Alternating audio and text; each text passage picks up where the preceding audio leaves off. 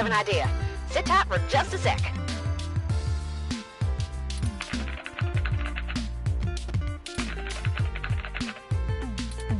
Alright, that went faster than spit on a skillet. I did a job a few years back and had to break into the city's central traffic network. Do me a favor and don't ask why.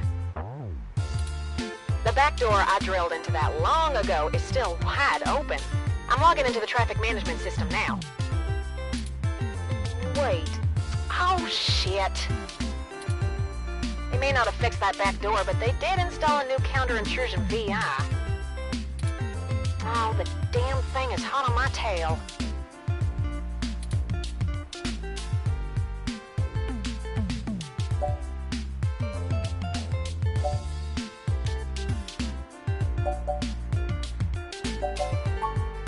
I gotta take care of this VI. I'm gonna need the two of you to handle the traffic system. Turn, I'm passing control to you. Hold tight. I'm gonna be doing some 2 sets of hands on 1 keyboard kinda hacking.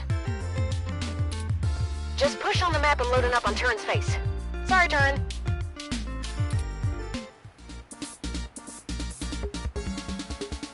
Ooh, they're on the move! Here's how it works. Use your display map to keep track of their cab and redirect it back to you. You can trigger traffic nodes at intersections so the cab thinks the streets are blocked off. Do it right, and you should be able to steer them right back to you.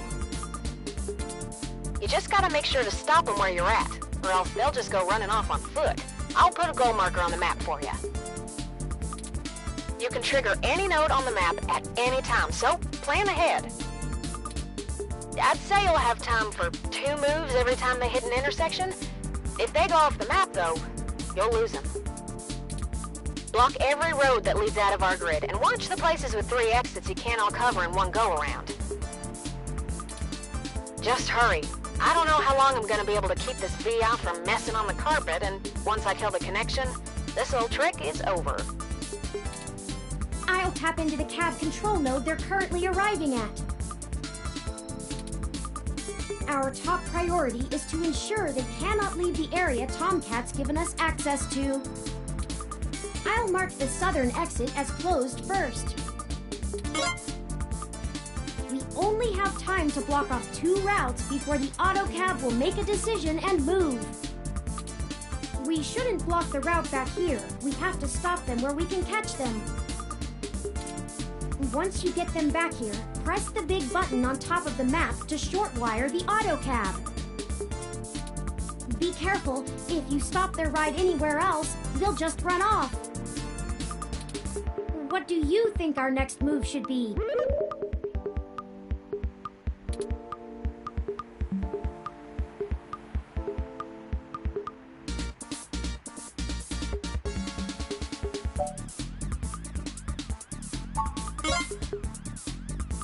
Turn, I can't have you talking. It's messing with the signal.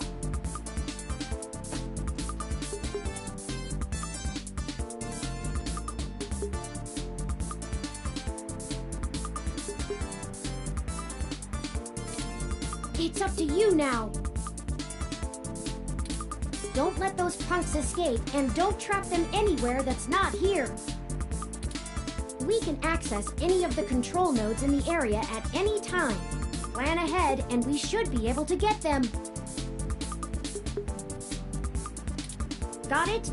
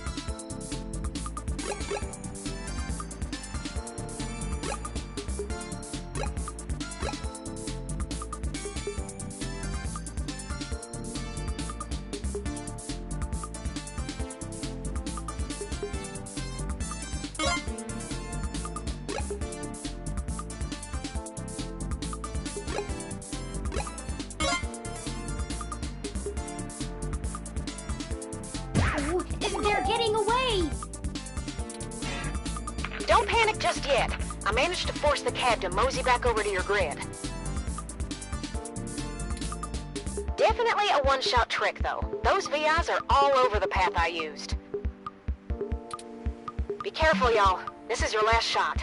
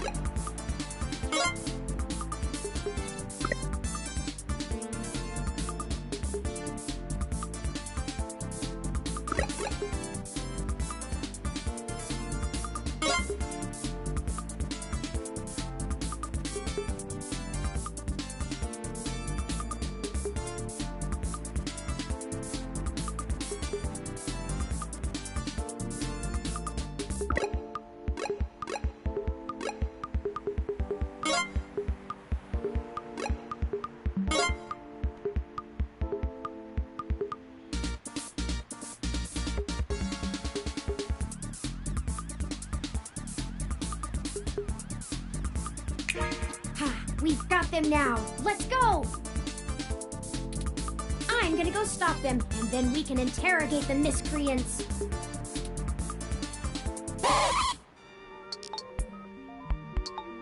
What the hell do you want? Who do you think you're messing with, huh? You ain't got nothing on us, and if you don't get out of my way, I'll mess you up.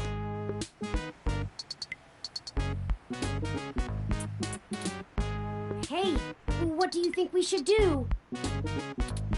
We haven't observed them doing anything illegal, and we could potentially make this go over smoothly. Or we could share news of this encounter with Lexi before things get out of hand. These two seem agitated already, and it may be best to make sure they're handled by the appropriate authorities. Those are the options I deduced. Questions or cops? It's up to you. How do you want to do this?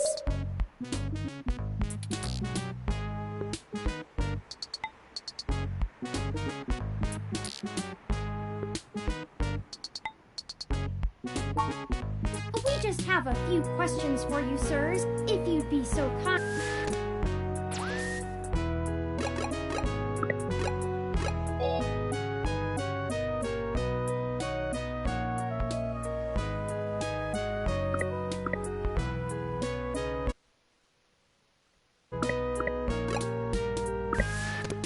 To give us a few minutes of your time. Did you not hear what I... Maybe we should just answer their questions.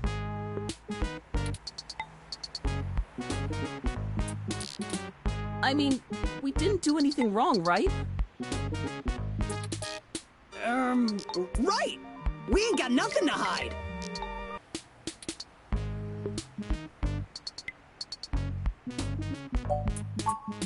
We're newbie street artists. These are the tools of our trade! These are all above board and legal. We just got done making a piece for a client. That's right! We're artists! You a cop? Cause if you ain't, we ain't got nothing in the bag.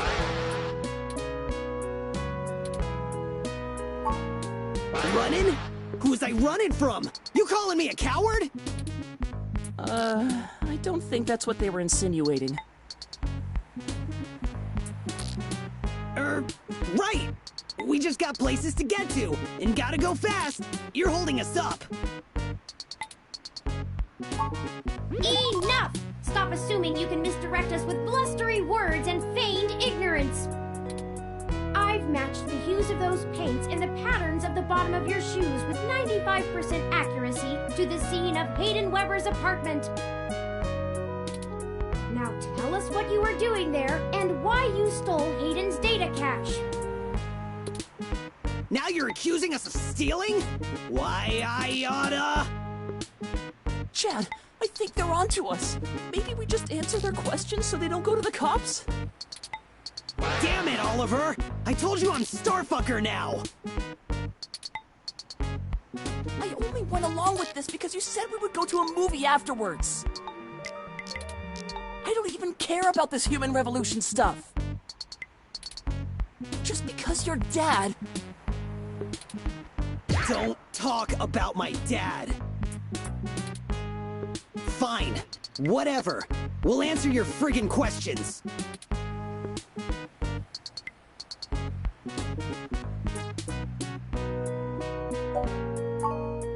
Kidnapped? He's been kidnapped? Shit! We ain't got nothing to do with that! We just sliced the door controls and trashed the place. Wasn't nobody there! Aw, man! No big reason! I mean, he's a big hotshot researcher at Parallax, right?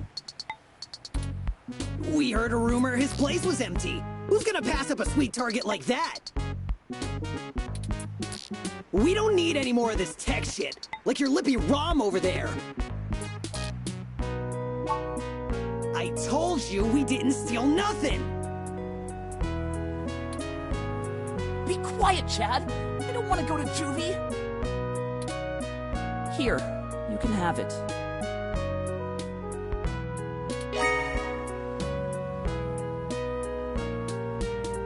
Okay, well, thanks for giving it back.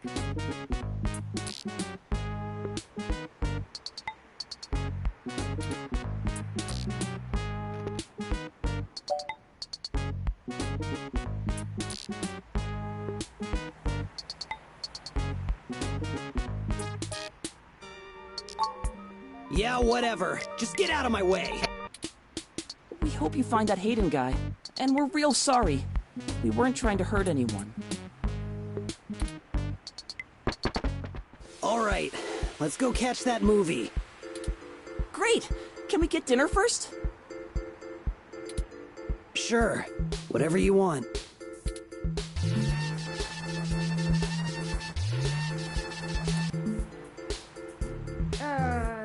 That's not right. I'm certain I deactivated snow mode. Incoming call from Tomcat. Hey, folks! Jess just called and told me she has a clear way to the access node.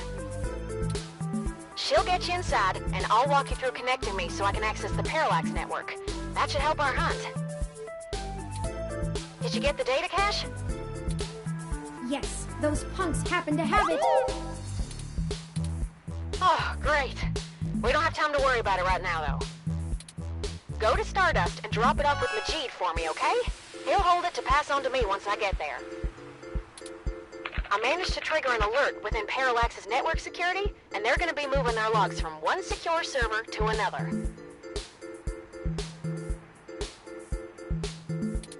I need y'all in place of that access node before they do. No time for lollygagging. No problem, Tomcat. We'll make our way there directly after we return to Stardust. We can worry about the weather ROM's malfunction later. Let's go. Our mission for Jess is done.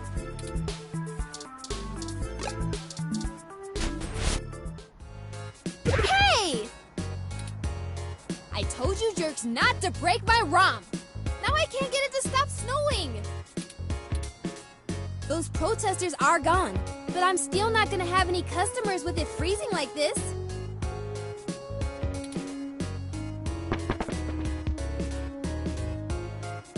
This Hassie hot cup is the perfect thing to warm me up.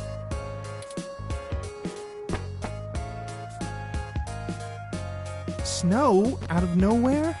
I guess I'll wait it out in here.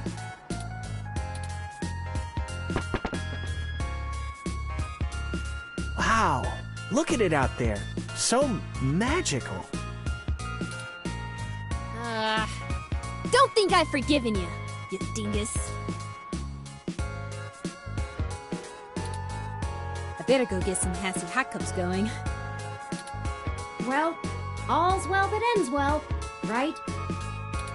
I'll check the mesh for common issues with the mode selector on the 6703 ROM unit and forward the solutions to the Hassie bar owner.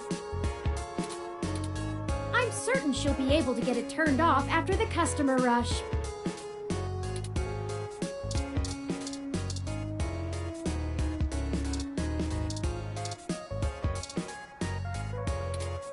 Ugh! Did you get that from the Genus protest? Aw, that is the most adorable little ROM. What kind of model is it? Where did you get it? It's so moe.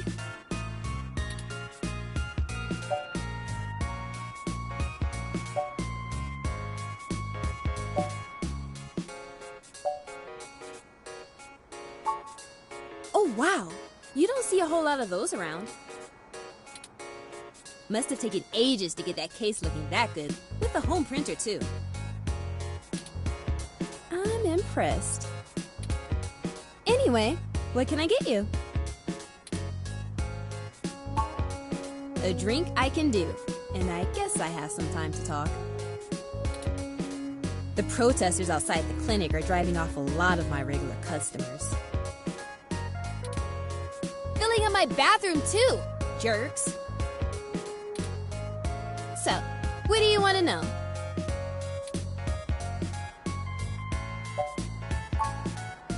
Sorry, otaku speak. I just mean he's really cute and lovable, and you kind of want to hug him forever, you know? A lot of otaku come around here, probably because I own the place. I'm used to being able to shoot my mouth off and not explain all the jargon. Yeah, I know it's a bit out of fashion, but I'm a history buff. The past really gives context to stories of the present. You know what I mean? I've been to Tokyo twice already. The old otaku resist the new culture of the saishi in the same way their parents refused to give up cassette tapes. Oh, sorry. The Saiba Shibito, the cyber dead. In the early 21st century, Japan had an epidemic of chronic shut-ins, and the rise of direct link virtual reality only made that worse. Suddenly, people weren't just refusing to leave their rooms, they were refusing to leave their heads. But as the technology got better, the Saishi were the first to figure out how to use their own brains to sculpt cyberspace. Computers are good at thinking in straight lines, but the human brain is capable of so much more.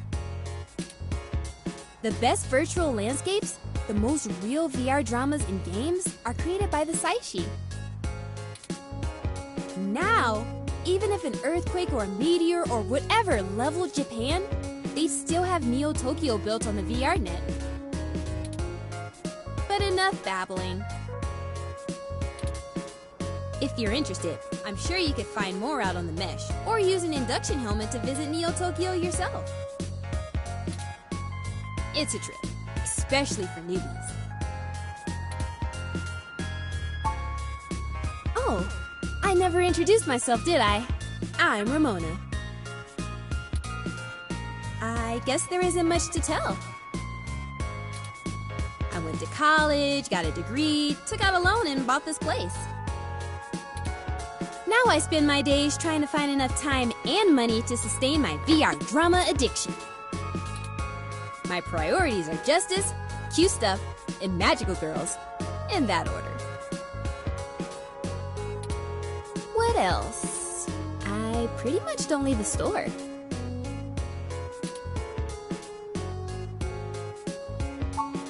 Look, they've got the right to protest, but I don't have to like it.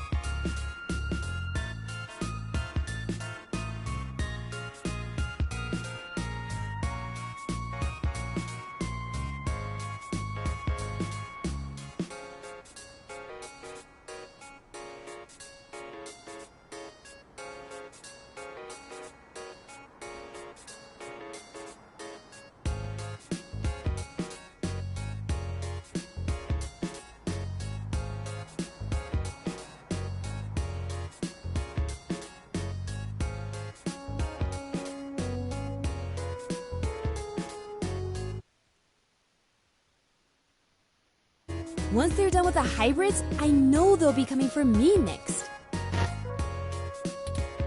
So I'll be voting appropriately. And if I have to unclog one more toilet because of an entitled, bigoted jerkface, I will lose my goddamn mind! Oh, you can't tell? I've got a cybernetic arm and leg, thanks to an autocap crash when I was a kid. I also got Neuralinks for VR interfacing. If it was up to those dinosaurs, I'd be stuck in a wheelchair right now. Or worse, depending on how far back they want to push our medical technology. It's already illegal for me to have a rocket-powered fist. What more do they want? Okay, enjoy your drink and let me know if you need anything else.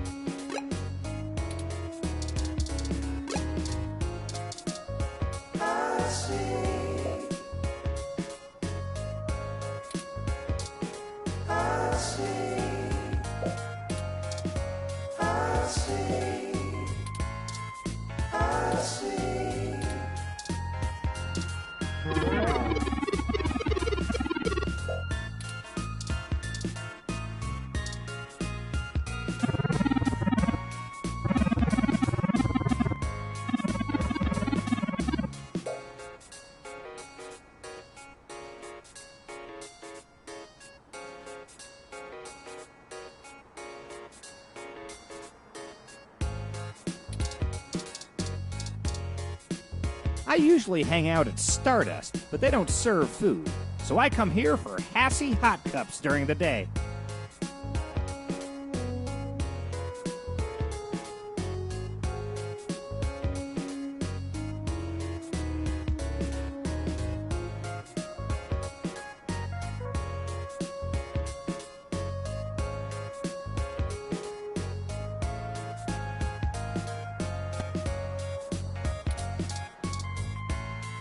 Howdy! You can call me Cactus Canary!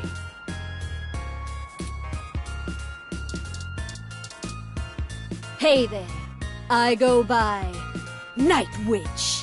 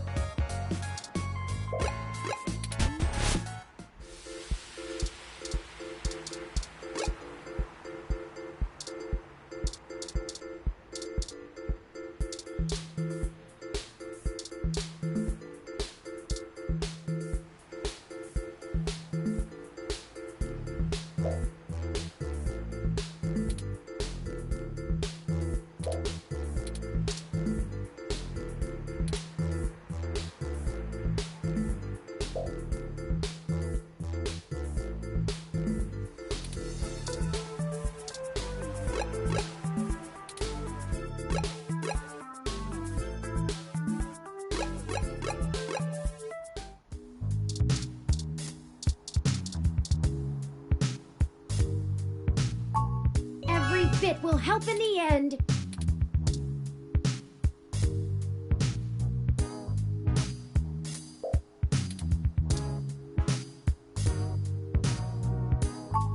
I think Wilty will survive just yet.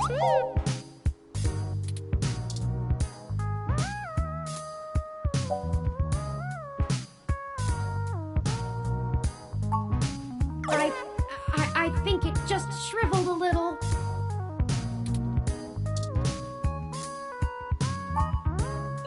With more of that, we'll surely be on the way to lush greenery in no time.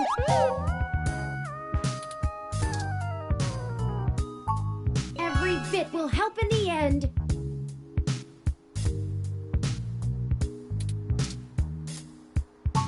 I think Wilty will survive.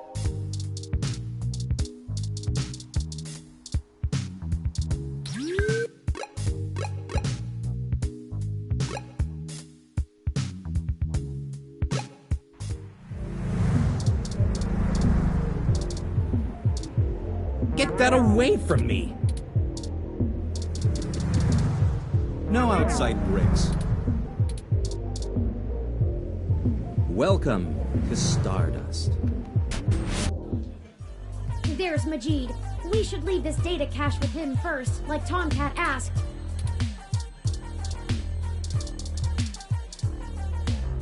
All right! Tomcat asked me to take that off your hands and pass it on to them later. Thanks for getting it to me.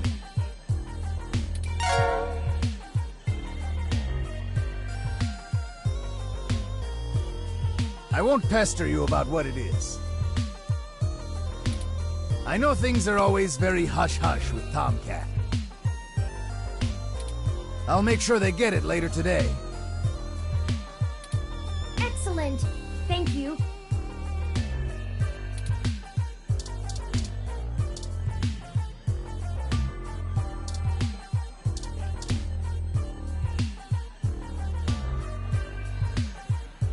Oh, hey there. Do you need some?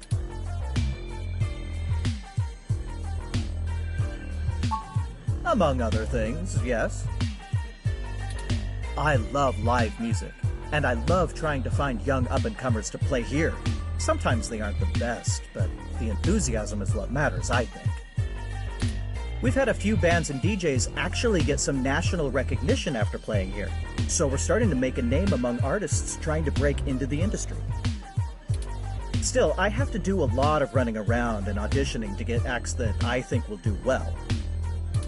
I've gotten very picky, but Majid lets me take my time. He knows it's for the best. Okay, I'm gonna get back to this, but don't feel bad if you need to interrupt me for something.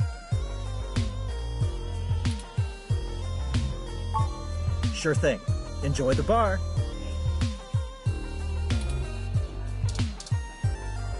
Hey, good to see you back. What can I do for you?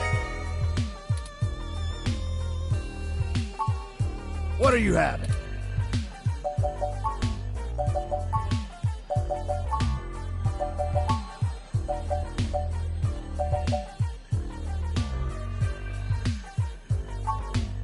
Remind me, what's in that? Drinktionary, the Open Alcoholopedia says... Oh, I got this, sweetie. This one is...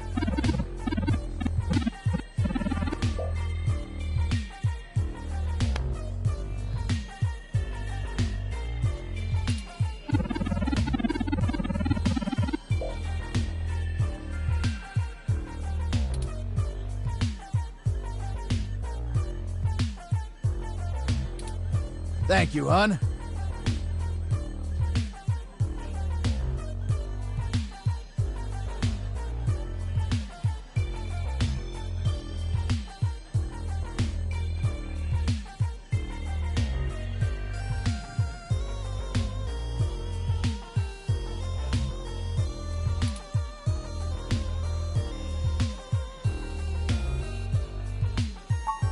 Here you go.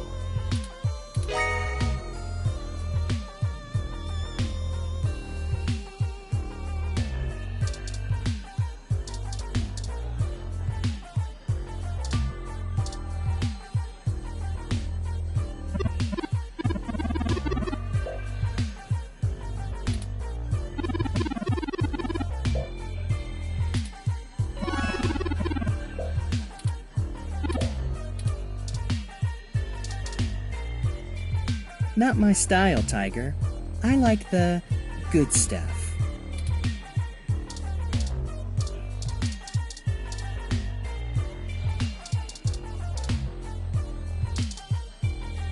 You again? All right, I'll let you in. But you better stay out of trouble.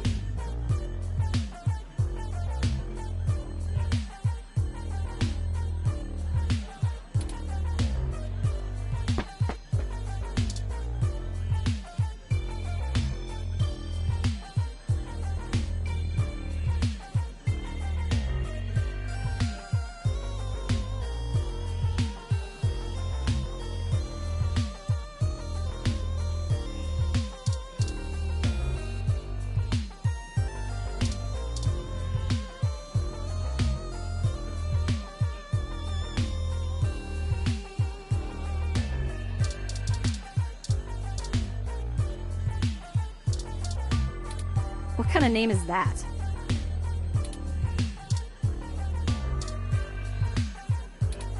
You really put a lot of effort into mocking me, huh?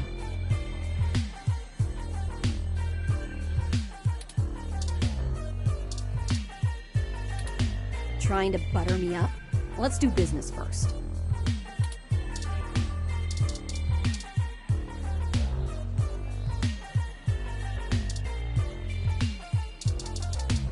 Get that garbage right the hell out of here!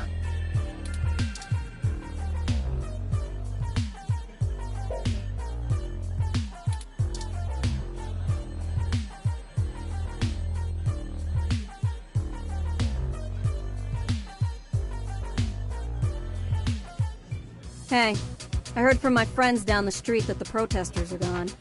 Must have been you, huh?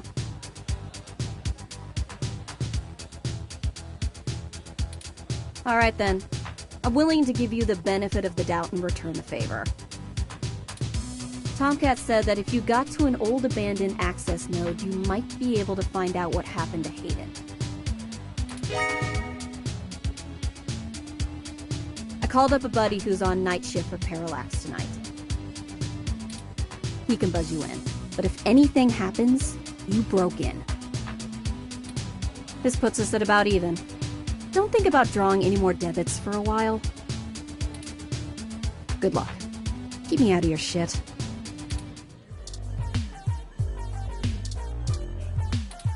You can't just shove drinks at me to get whatever it is you want.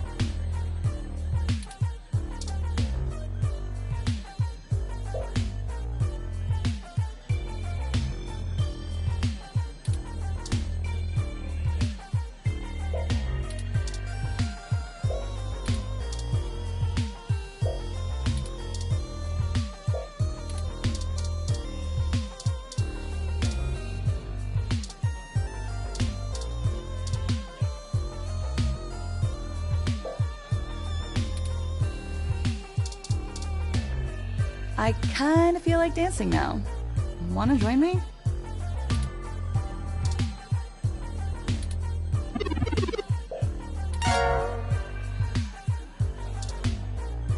I'm serious. Annoying them and intruding on their space will just delay our investigation. Don't bug people, please. You'll get us in trouble. I still feel bad about leaving our new friend like that, but there are others to chat with. We have no time to lose.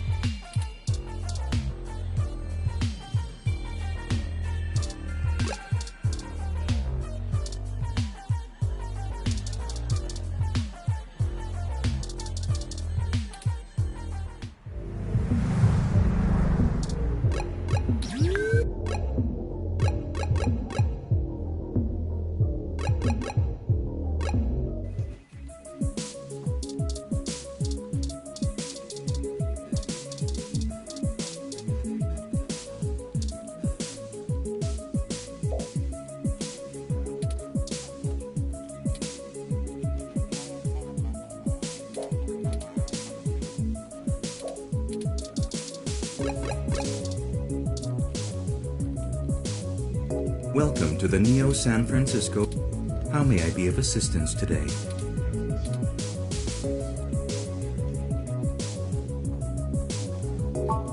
Please give me a few moments to get in contact with Detective Rivers. Thank you for your patience, citizen. Detective Rivers will be here shortly to speak to you. Please have a seat.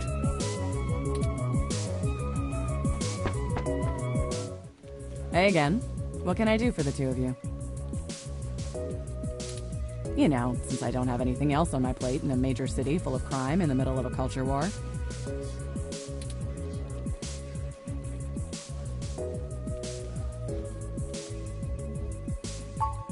Mostly, I just need a break in the case, or a way to even start it. Something I can use instead of the fly-by-night spy crap you're probably digging up. But screw it, you might as well work it from both angles. Just teasing. Ha! It's not going much of anywhere. I can't even start an official investigation, so my options are limited here. I've been reviewing traffic cam footage for hours, just trying to get a glimpse of whoever assaulted Hayden.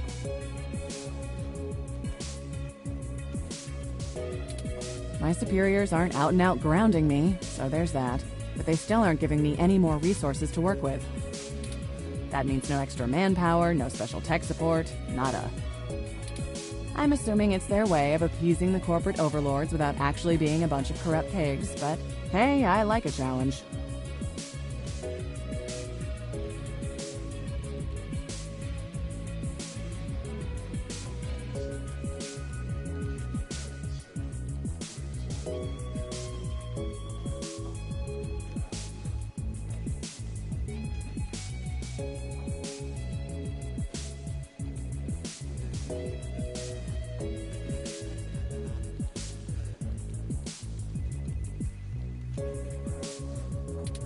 Just me in the streets is what I'm used to anyway.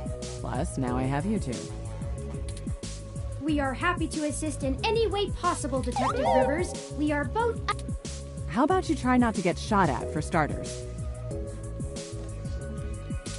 Your track record isn't great on that one so far. Right.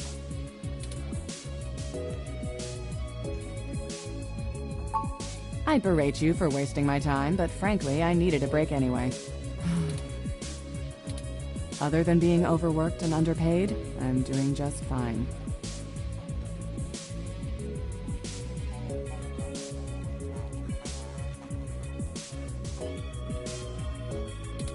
It's been a while since we've just hung out, so what do you want to know?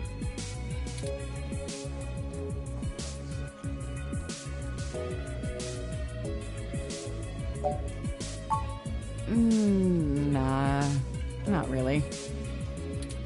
I'm real busy, you know? Running around, chasing bad guys. This isn't a pulp novel. The detective doesn't always get the girl in real life, you know? I'd rather focus on my work. You ever talk to your sister, by the way?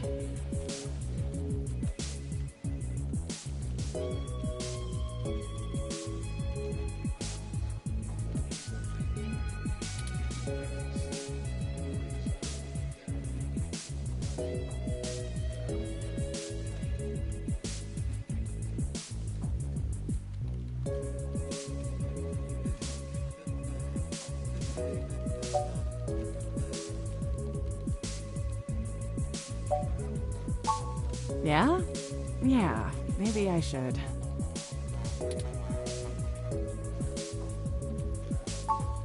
Ah, hell. It was a lot of reasons.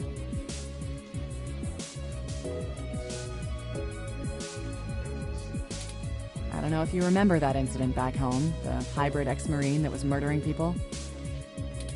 Well, I couldn't tell you back then, but that was my case. I kinda threw myself into it too hard. Made it too personal. Broke too many rules.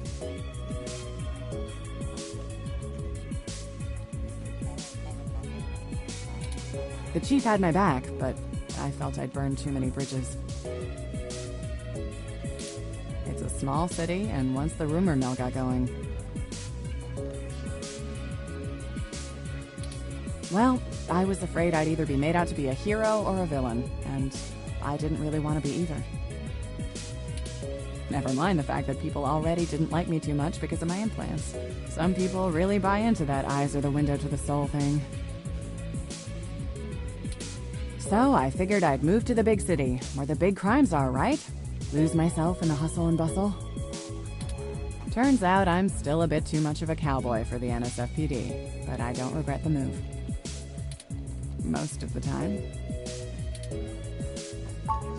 Well, thanks for keeping tabs on me. We'll have to sit down for coffee after this is all over. You be sure to come back if you find something I can...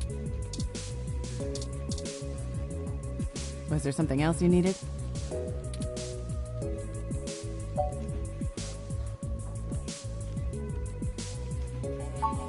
Ha! It's not going much of anywhere. I can't even start an official investigation, so my options are limited here. I've been reviewing traffic cam footage for hours, just trying to get a glimpse of whoever assaulted Hayden. My superiors aren't out and out grounding me, so there's that. But they still aren't giving me any more resources to work with. That means no extra manpower, no I'm assuming it's their way. Just me in the streets. We are happy to assist. How about you try not to get shot at for... Your track record isn't great. Right. You be sure to come back if you find something I can use.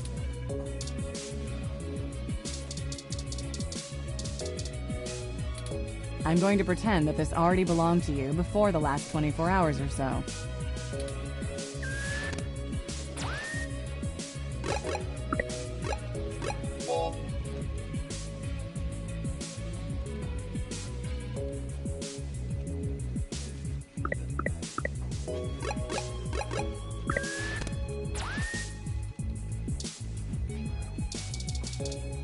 Oh, please. Don't tell me I have to worry about you falling into that crap, too.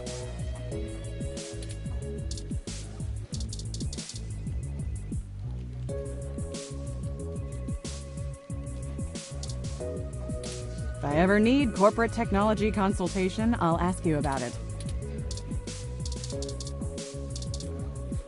Huh. I didn't think anyone actually bought this.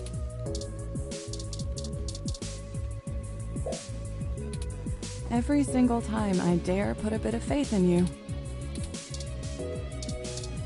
Oh, is your own ID good enough now that you've finished stealing mine?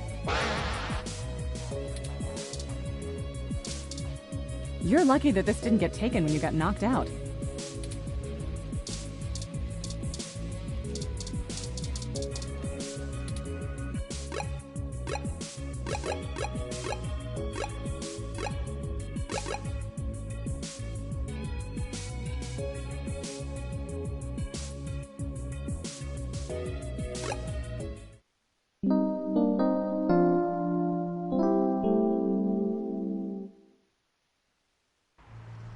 This is the place Tomcat said we should head to. Unassuming and quiet.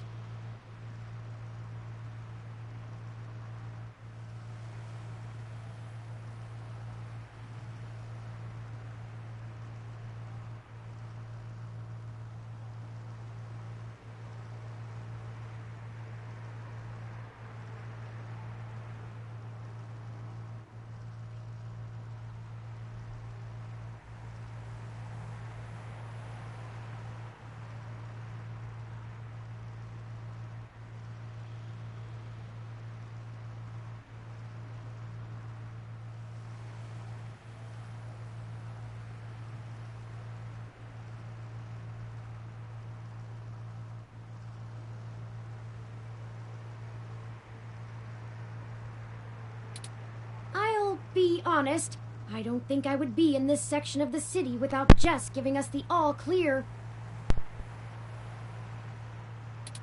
The crime statistics are quite alarming, so let us get done with our errand here and move on to safer ground.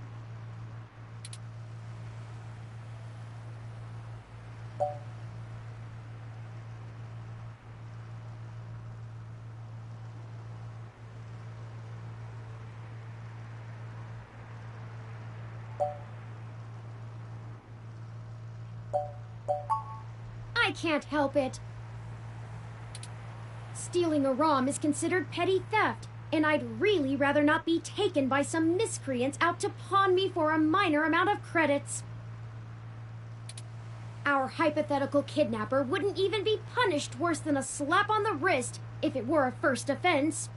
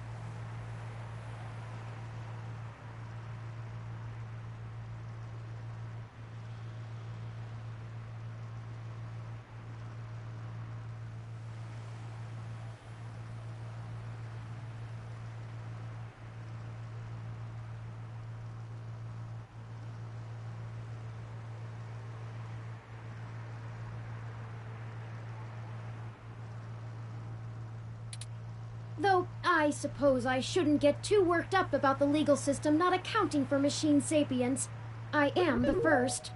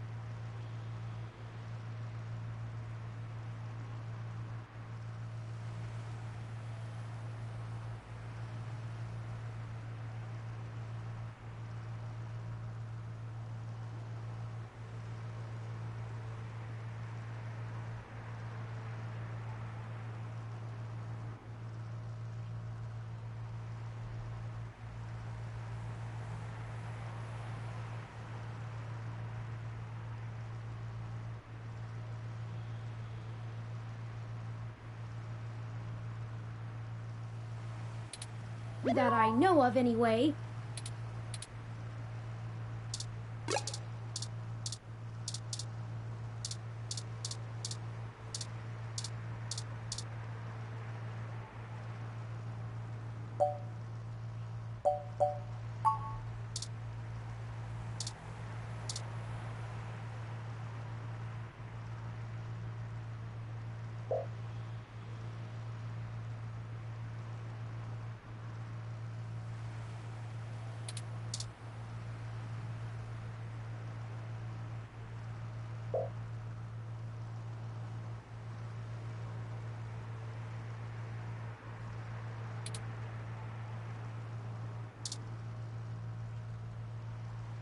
Let's leave it alone. Neither you nor I have...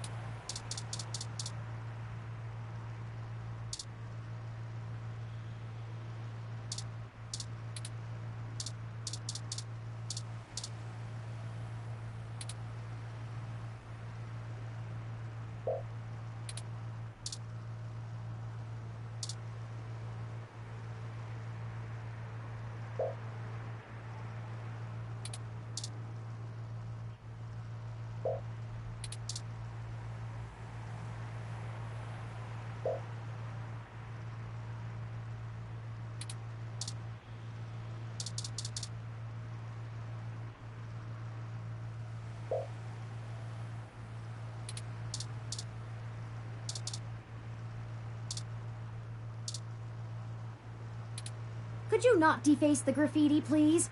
I mean, I know that's ironic, but still...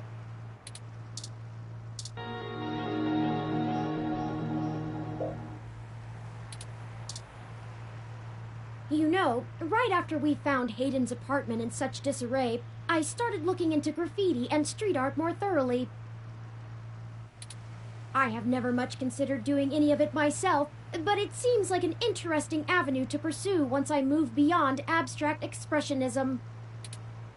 The simpler tags, visual shoutings of identity and existence, they exhibit a feeling I can sympathize with, but it's these larger pieces, riots of color and chaos, that really interest me. Petty vandalism is beneath me, but there are other avenues for the practice. For example, did you know that Los Angeles in the mid-2030s legalized the tagging of mural-style street art on any building without requiring permission from the owner or city? It was chaos of the highest degree for a while, but now the place is truly remarkable. Perhaps I will visit once this is all done with.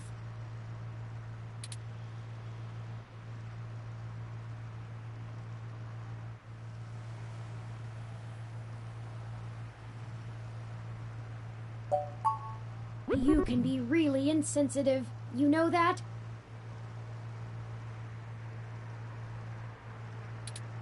But never mind. Let's find that access node. Let's find Hayden. I've taken a few photos of...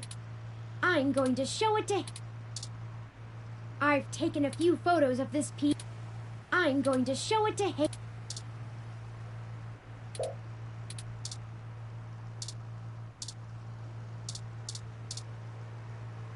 Don't wake the Nabots! Did I say Nabots? I meant neighbors. Sorry, I'm really tired.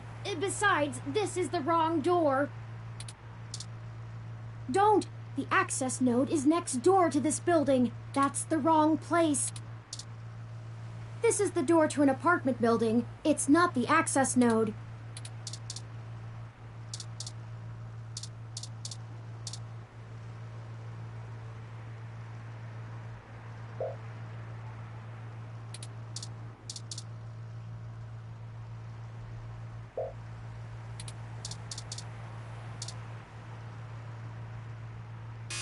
Parallax Walk, AN-19 security. Hello? Yes, can I help you?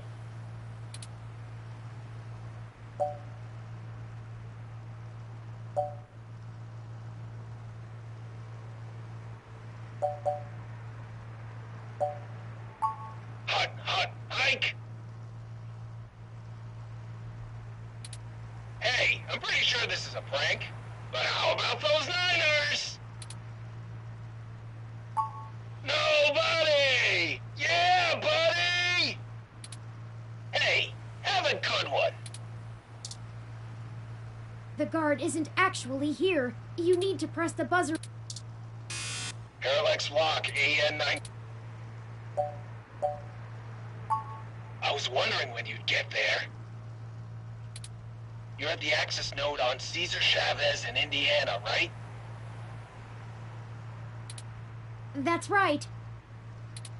Good. Be quick. Don't touch anything. Got it? This conversation never happened, and you're on your own if you get caught out there. I hope you find what you're looking for. This is it. Let's go inside, and I'll call Tomcat. This place doesn't look like it's had any maintenance in years. I hope the systems are still functional. Oh, I forgot you can't see in darkness. Maybe that switch over there adjusts the lighting.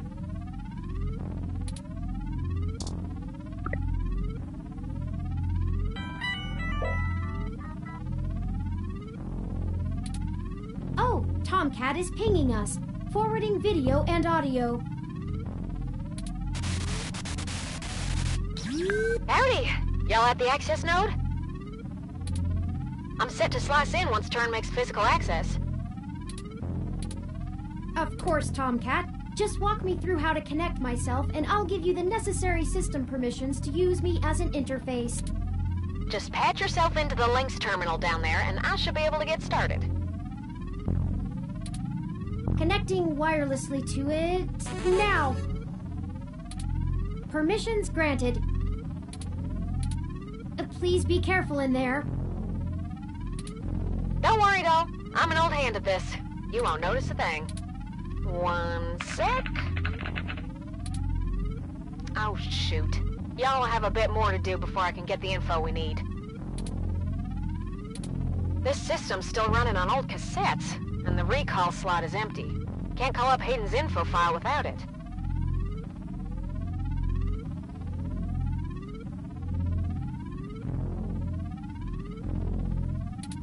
There should be a cassette on the opposite side of the wall we can overwrite with the recall program. Pretty sure all that one was used for was phone monitoring. You know, from back when phone networks were separate from data networks. I swear, y'all, I just turned 22. Anyways, we need to move that cassette across the room to access the records.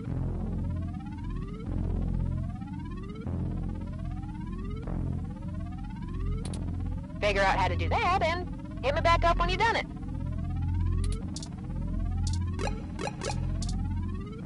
According to this poster, the data cassettes can only be moved by using the Lynx panel to control the utility arm.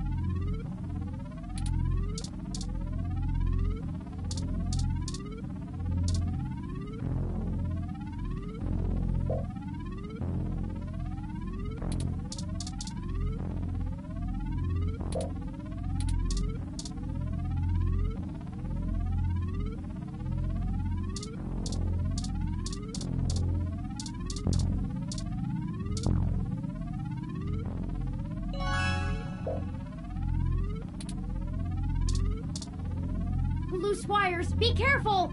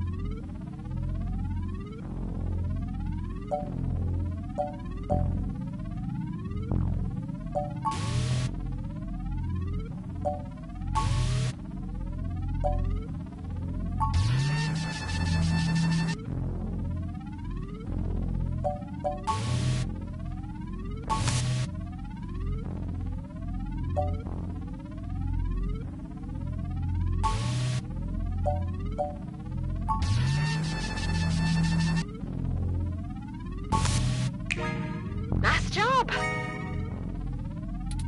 I'm gonna put some more pressure on them to move the data now, and we'll see if we can't slurp it right out of this network trunk. You would have thought that someone would have noticed and decommissioned this access node when the neighborhood went to hell, but this mouse is happy to play while the cat is away.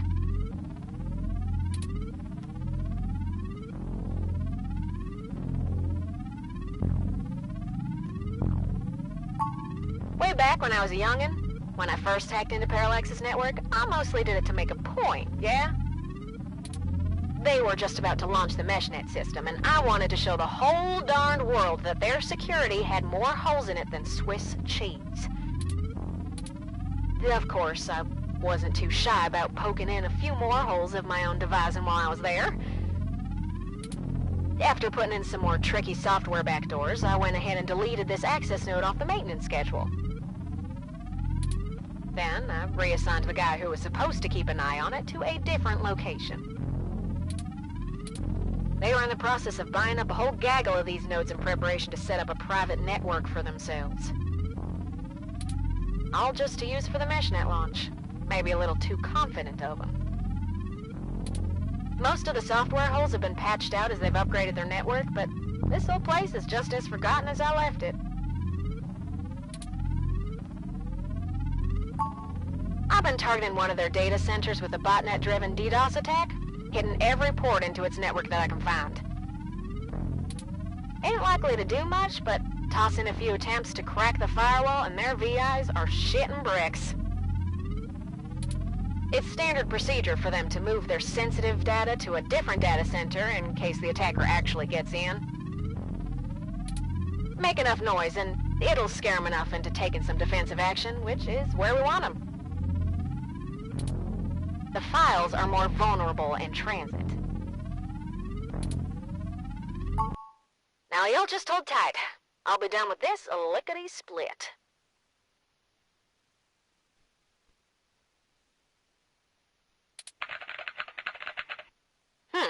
Surveillance camera footage.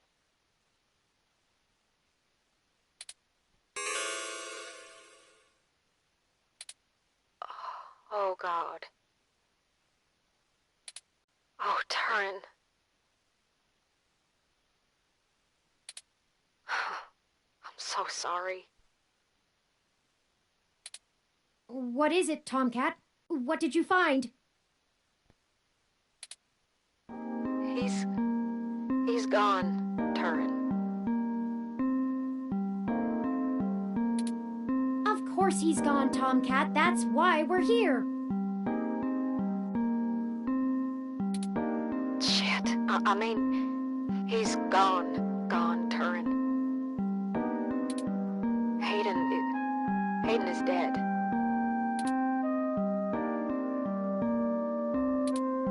Well, that obviously isn't right, Tomcat.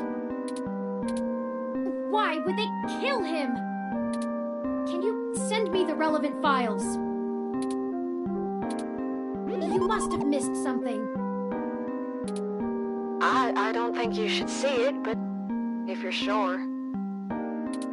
Parallax had security cam footage from the hallway outside Hayden's apartment encrypted on their network. Just a short clip. It looks like Hayden started to struggle with a couple of big dudes when they broke through the door and one of them shot him. I also found some chatter about it on some darknet channels. It wasn't a kidnapping. Somebody went there to murder him.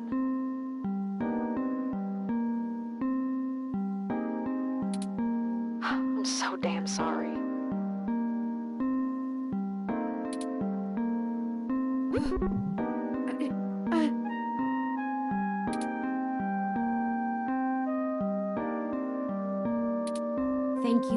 assistance in this matter, Tomcat.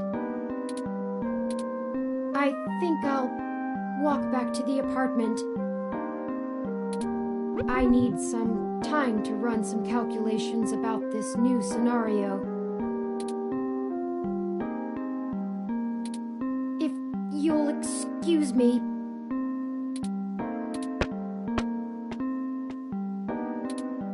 Should you follow them?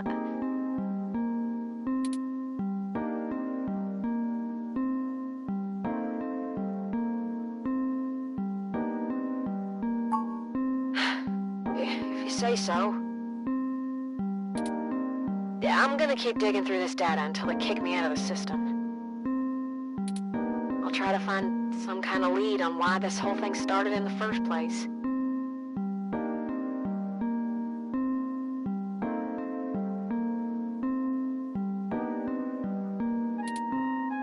Maybe I can find something out about who killed Hayden and why Parallax has a copy of the footage. It ain't much of a silver lining, but we have the answer on Hayden's fate.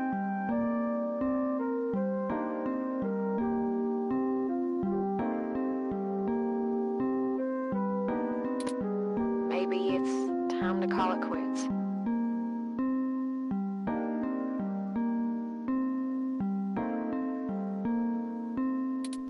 Anyway, I'll talk to you later.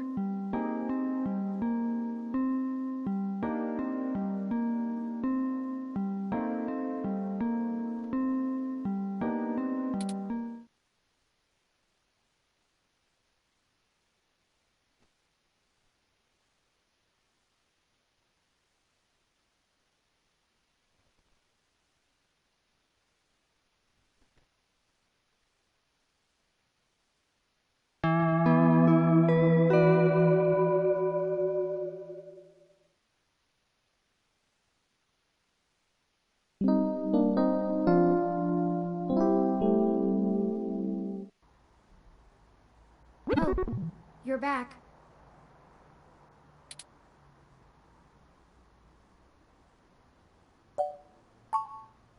You know, Hayden was a brilliant programmer, far ahead of his time. I am a machine, and intrinsically, I do not have all the glands and visceral chemical reactions that make humans so emotional and brilliant. But his code is a flawless replication of that, inside my own personality algorithms. I don't think I've ever felt this anger. It fouls my processors and fills my RAM with frustrating, half-finished plans of revenge.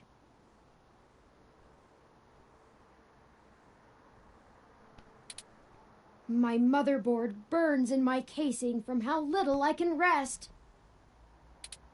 I'm in pain, and I can't make it go away. Ugh.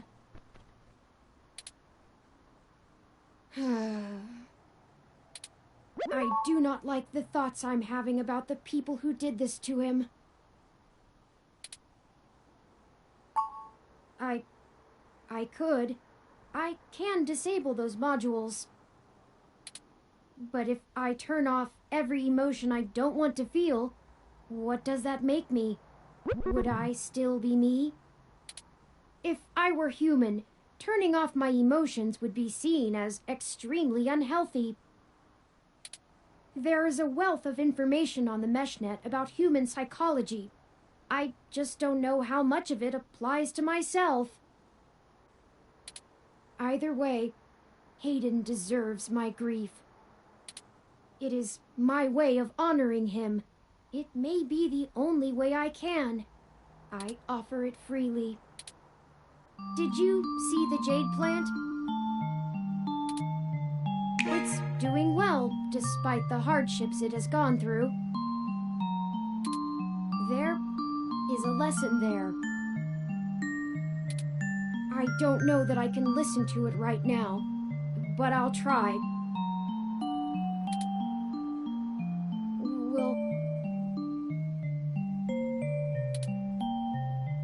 you keep helping me? I need you. To find the bastards who killed my progenitor. I need to finish this. I don't know what I'll do afterwards, but I need to see this through.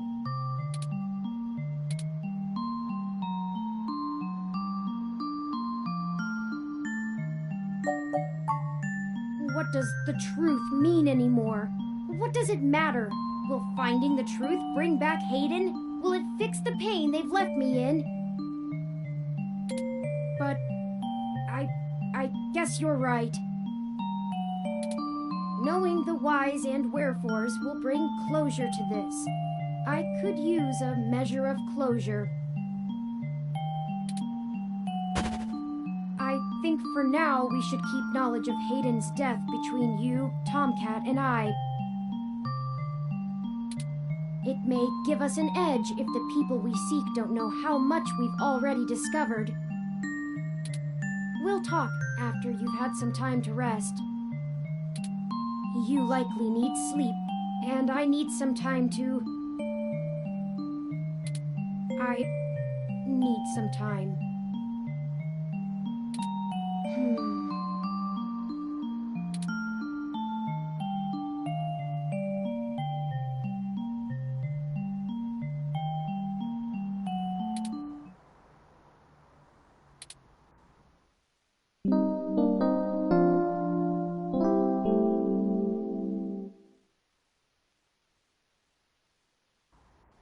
Good morning.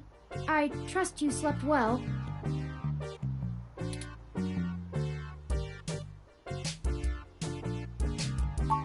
I had ample time to recharge my internal batteries. It is upsetting that Hayden is gone. But life for the rest of us goes on, yes? We still have a mystery to unravel, and I will waste no further processing time over something I cannot reverse. There is no point. Now that we are both refreshed, I feel it wouldn't hurt to recap our progress and determine if any changes should be made based on our successes and failures. Let's talk about how things are going so far. Since your journalistic efforts are a big part of why I originally recruited you, we can start there. Your inquiring mind has been a huge boost in our journey thus far.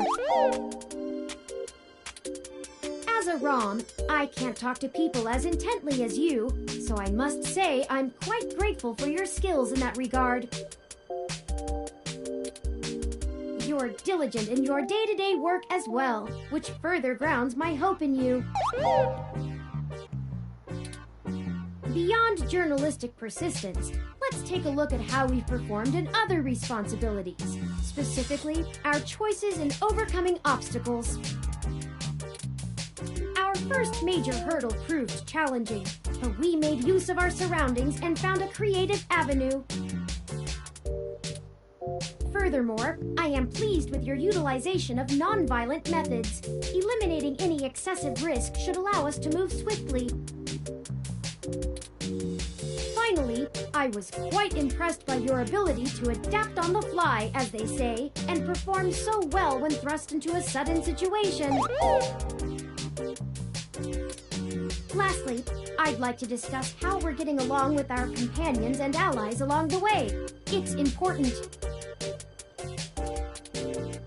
I was very impressed with your negotiation abilities with those kids. We got our data cache, and they went on their way, and hopefully learned a lesson too. Jess is a bit of a harder read, but she did agree to help us out in a big way. As long as her brash nature doesn't tempt you to lash out, I think things will go smoothly. Detective Rivers was good to involve as well, and I can tell you enjoy having a familiar face around. She could prove to be our greatest aid, as long as we make it worth her time. No funny business. Tomcat seems to genuinely care for our cause, and I have no trouble with letting their expertise guide us. Out of everyone else, they seem to be easiest to get along with, too. And finally, you and I. I must say, we have worked together better than I ever expected. I hope you feel the same. I feel confident in our combined ability, and I enjoy your company as well. Please, continue showing me around the city as we continue our search. Unfortunately, we've just about run out of leads. Perhaps Tomcat was able to find something of use in Parallax's network while they were inside.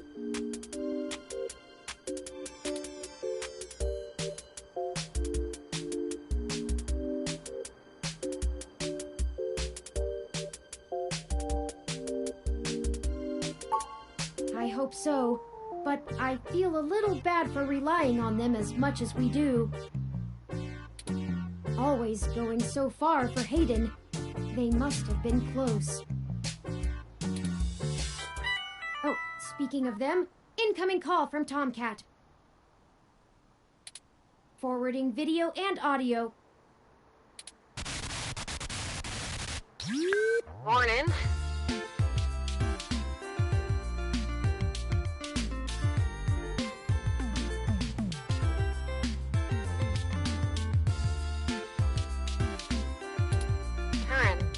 How you been doing, hon? I'm fine, Tomcat. Thank you for your concern. Well, okay. Just say the word if I can help out in any way. You hear? Of course. In fact, I was hoping you might have a lead for us to start working at. Otherwise, we're down to canvassing Hayden's address book and seeing if any of his contacts have an idea about who might have had a desire to target him. But that's just fishing in the dark. Well, I pulled a fair amount of data from the Parallax servers before they managed to kick me out, but it'll take me a while to go through it. A lot of it's unrelated. TPS reports, maintenance logs, juicy meat for other corporations, but about as useful as dirt to us. It'll take me a while to decrypt all of Hayden's files, but maybe we'll find something there. So, no, I don't have as much as a whiff of a trail on who's behind this. Though, I recently got a strange request from a friend of a friend. Someone's been messing with the articles of a news organization named Augmented Eye. It seems like the network security head there is asking around for cybercrackers to help figure out how their reports are getting changed. The original files on their servers are untouched. In their system, everything looks peachy keen. But when you view the site from the outside of the network, things are changed up. A word here, phrase there. It's subtle, but often has a big impact on the article's tone. Someone with deep access to Parallax's meshnet is changing what's being shown. I ain't sure if it's related, but maybe y'all can head down to the main KCOB offices and try talking to the gal that runs Augmented Eye. Her name is Zen. I ain't got the time or the desire to stick my nose that far out for a stranger, but it seems like your kind of deal. It does seem to be a bit of a stretch. But if we have to wait for you to work on the data we've collected anyway... Alright, I'll pass the word along that you'll be in sometime today to stick your noses in. And I'll send y'all word as soon as I get anything worth hunting down. Excellent. Thank you, Tomcat. We are grateful for your No problem, Turin. Are you sure you're gonna be okay? Maybe you should take a little more time. You've been through some shit in the past few days. I said I was fine. Thank you for your concern, but I am fine. I have already handled the reality of Hayden's death. It's time to move on with the investigation. I'm sorry, I didn't mean to step on you. I'm just worried. So, I'm here if you need anything. Understood. I apologize for my tone, Tomcat. We'll be in touch. Alright, later turn. Okay, we have a lead, however tenuous. I've highlighted the COS-IO Corp office building on your map.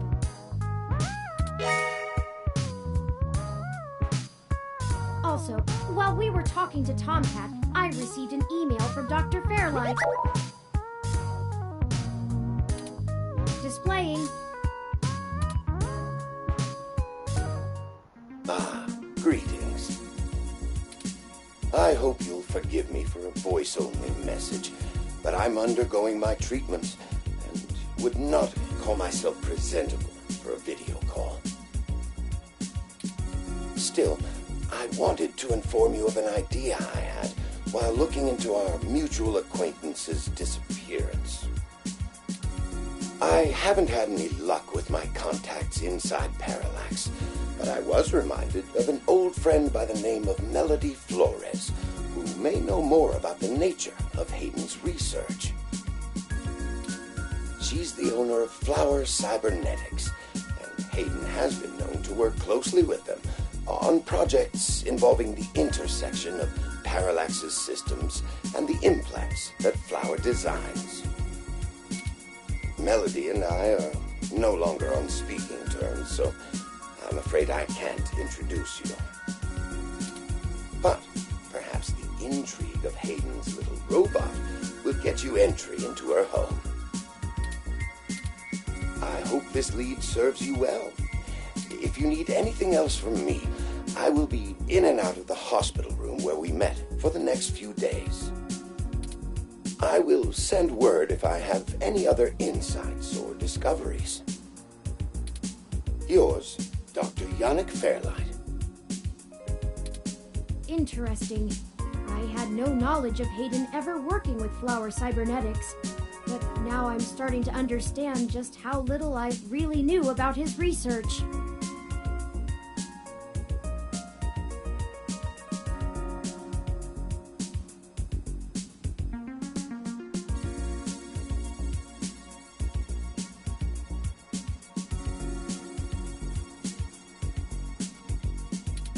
Maybe this Melody can reveal more about the purposes of my construction. Hayden must have kept my development secret for a reason. Hopefully we can talk our way in. I have highlighted Melody's home on your map. Okay, we can now either follow Tomcat's lead to KCOB, or Fairlight's lead to Melody's home. Up to you where to go first. Tomcat's led us in the right direction so far, but Fairlight has resources and his tip might end up being more relevant. It depends on what you want our focus to be on in terms of tracking Hayden's trail.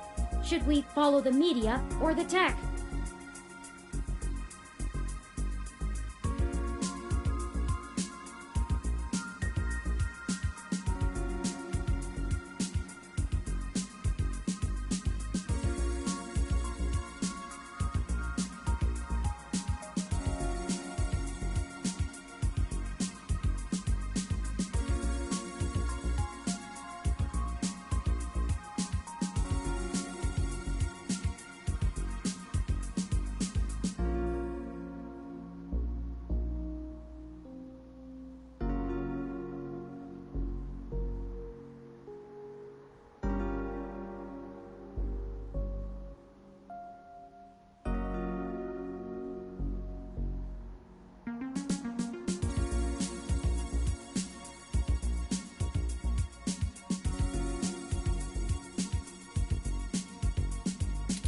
It's fitting. They're the two factors that make Neo SF so unique and wonderful. If we we explore them both to the fullest, there's no way we won't be closer to the answer.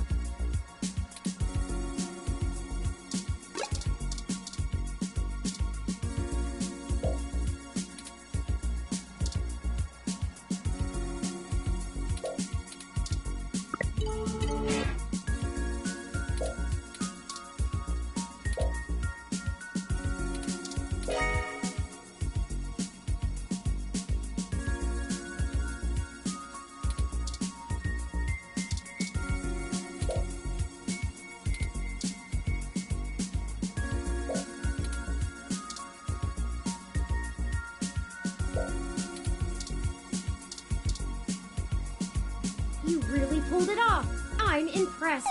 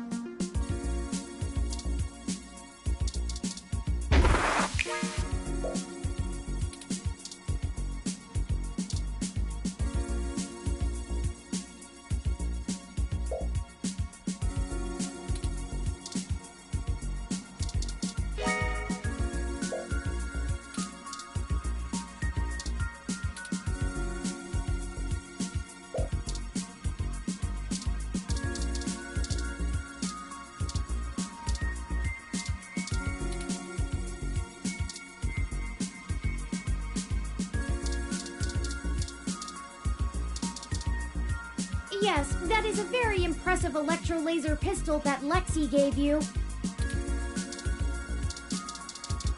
Why do you try to dump all the worst equipment onto me?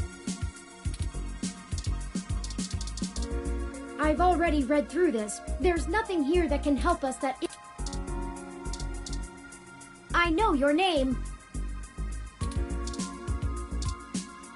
Yuck! I don't have taste buds, and this makes me glad I don't. Okay, we can now either follow Tomcat's lead to KCOB or Fairlight.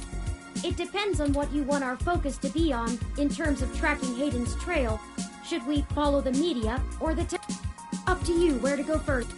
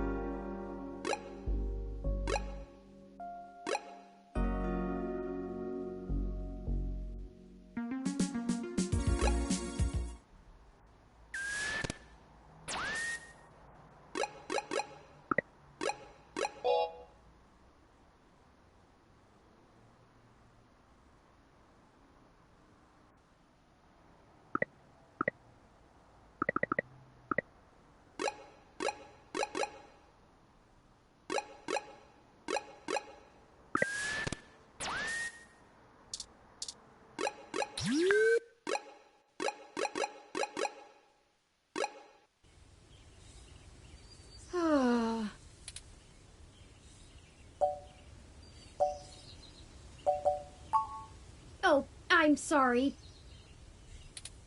I was wool gathering. I see we've arrived at the Melody Flores residence. It's quite impressive. But that's to be expected, considering that she is still the majority owner of the Flower Cybernetics Group, despite retiring from day-to-day operations at the company. I wonder how she and Hayden first began working together. Sorry, back on task. Is there anything you'd like to know before we head inside?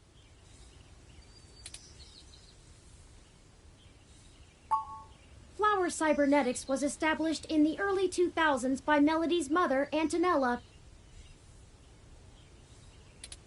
It started out developing cutting-edge medical tech, including advanced prosthesis and nanoparticle diagnostic and treatment technologies. They were vastly successful when they perfected the first synthetic nerve mesh, allowing direct connection and control between the nervous system and a cybernetic prosthesis. The majority of their early projects were defense technologies for the American military, developing ruggedized military prosthesis for use on injured soldiers, and then eventually electively for special forces. This research line culminated in the development of brain-controlled androids as shock troops, long since barred by international law. Melody took over the company from her aging mother, and she fought against developing further military hardware from that point on. She pushed the company to use the BCA technology for the company's original goals of medical advancement, as well as developing the first direct link virtual reality implants. The company is largely successful on a global scale, despite continued legislative movement against extensive cybernetic use, especially brain implants.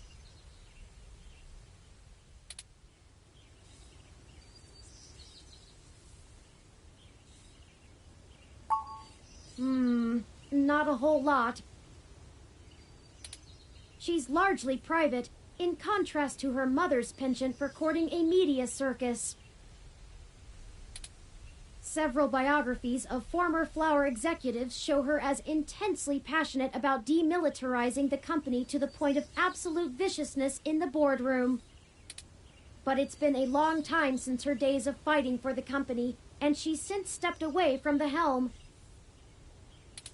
There's talk that she's lost her spine in her old age, but... well, I'd take that with a grain of salt. She may have retreated from the corporate battlefield, but you don't change the entire direction of a company as large as Flower if you're a quitter.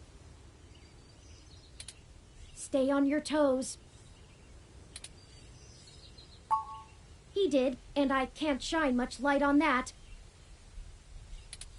I know that System 1 worked with Flower to help develop the first operating systems for the direct link virtual reality implants, so perhaps it happened during that time. Also, Flower eventually went with a different company for future models of the implant, but there was never any public talk of a personal falling out between the heads of the companies. I'll scrape the mesh for more rumors, but they'll only be that, rumors. I can do my best to parse fact from fiction, but it blurs too much for me to be sure what's real. No time like the present, then.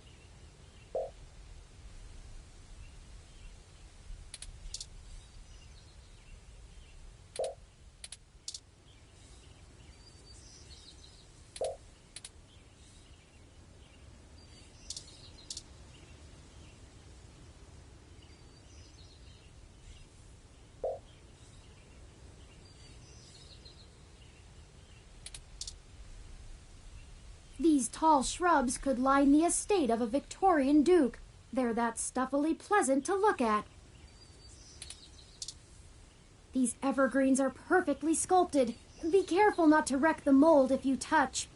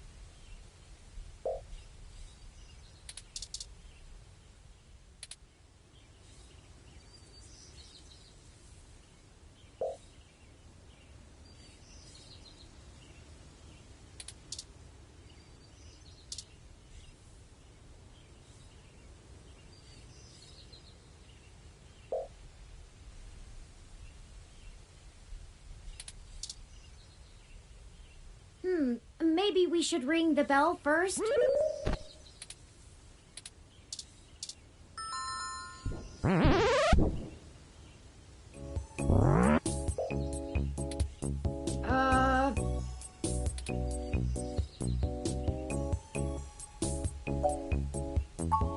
It appears so.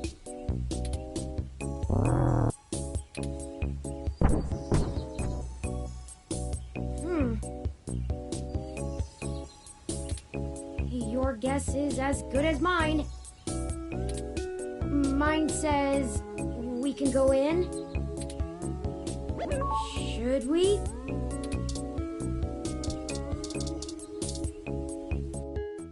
Oh, wow! Swanky! What? I have been trying to increase my usage of colloquialisms. Is Swanky too out of date? It's certainly before my time. Oh, Ms. Flores! Excuse us for the intrusion. My name is Turing, and... Oh, I know who you are. I can explain. I know you don't like Dr. Fairlight very much, but I assure you there's a situation... Fairlight? I didn't realize Hayden's research had become a charity case. Though I suppose little boy Yannick will throw money at anything that raises his profile on the mesh. Wait, you know Hayden? Also, we actually only just met Dr. Fairlight yesterday.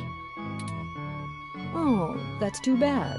Now Pat won't have to eat you.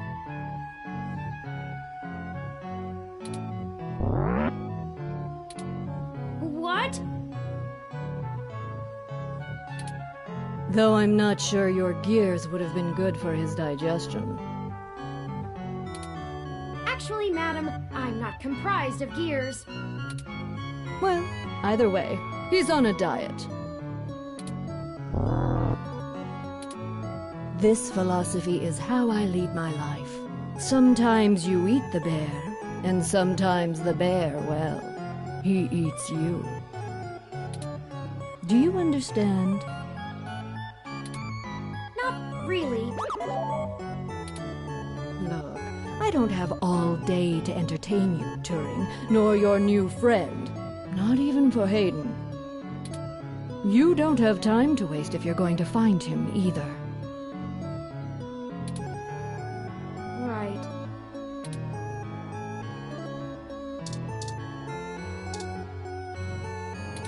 That's nice, dear. That's gross, dear.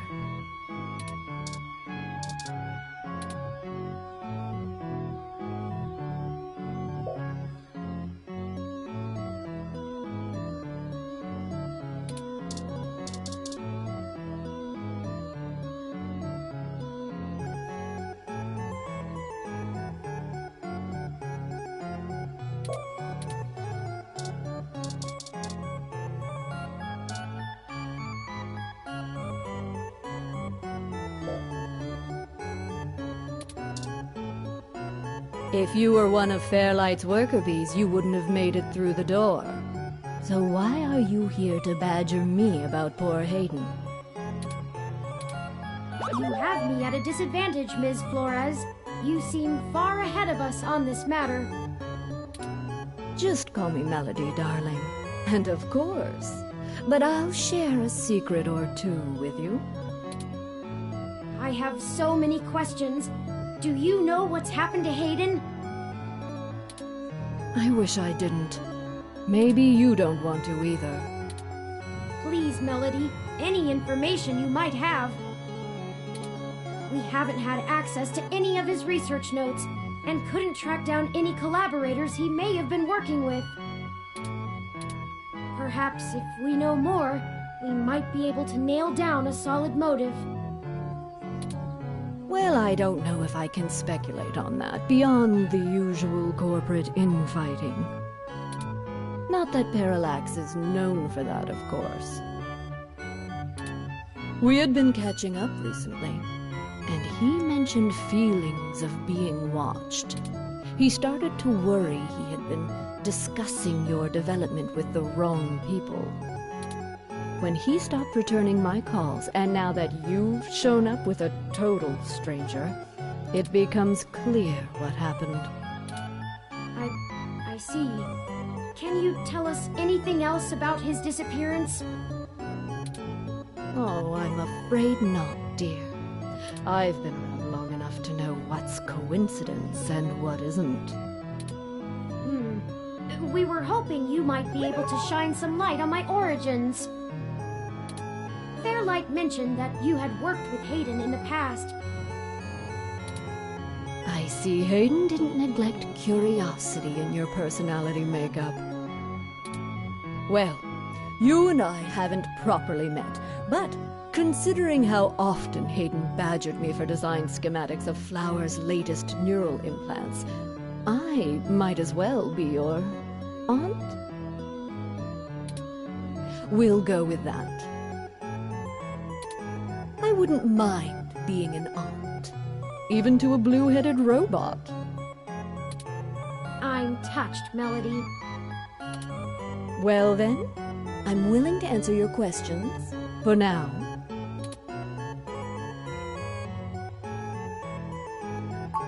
Indeed, I don't see the connection between your company and Hayden's research into machine sapience.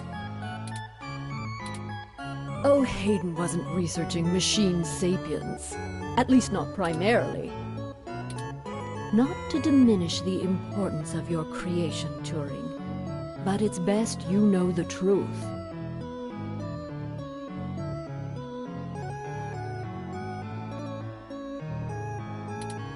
Hayden is mainly interested in developing a way to transfer human consciousness into a machine matrix.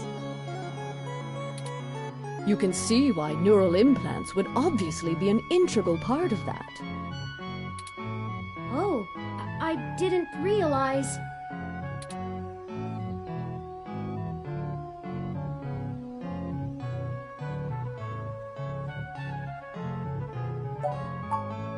Phew, if you can even call it involvement. It's a small city. And if you're in the tech sector, you are never more than 2 degrees removed from anyone else. When he started looking into this pet project of his, he came right up to my door and demanded access to the research logs behind our earlier implants. Cheeky, but it was impactful and disruptive, as they like to say around here. I couldn't care less about Flower's patents anymore. So I gave him what he wanted, just to see what he would do. I'm frankly more impressed than I expected I would be, but don't tell him that. Don't worry. I won't. Oh, that was a compliment, dear.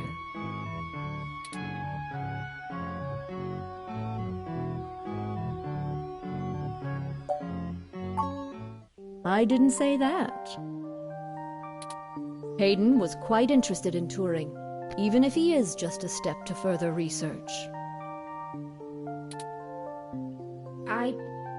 In fact, he was preparing to publish his findings involving Turing, and I know it's going to make one heck of a splash in the scientific community. See, the most impressive part about you, Turing, is that you're surprisingly stock. I assure you, Melody, my construction involves only the latest and greatest in ROM prototype technology. Exactly. You're not off the shelf, but you're still just a souped-up ROM, more or less like every other one out there. Your personality algorithms are impressive, but they don't require some new space-age technology to work.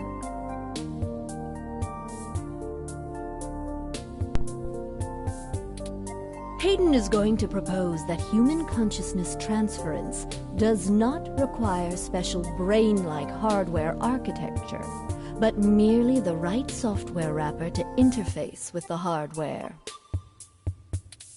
Much like how you function. I suppose that is correct. Still, my personality matrices do take up substantial amounts of my processing power.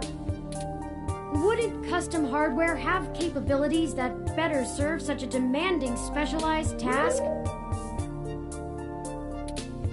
Sure, there's still plenty of reason in trying to make a computer that works just like a human brain. Efficiency is an important part of that. But if Hayden can emulate the human mind in existing technology, it means we can start the immortality now, rather than waiting for hardware to catch up with Hayden's software. Frankly, I'm not terribly interested in living forever, but there's more than enough people who are.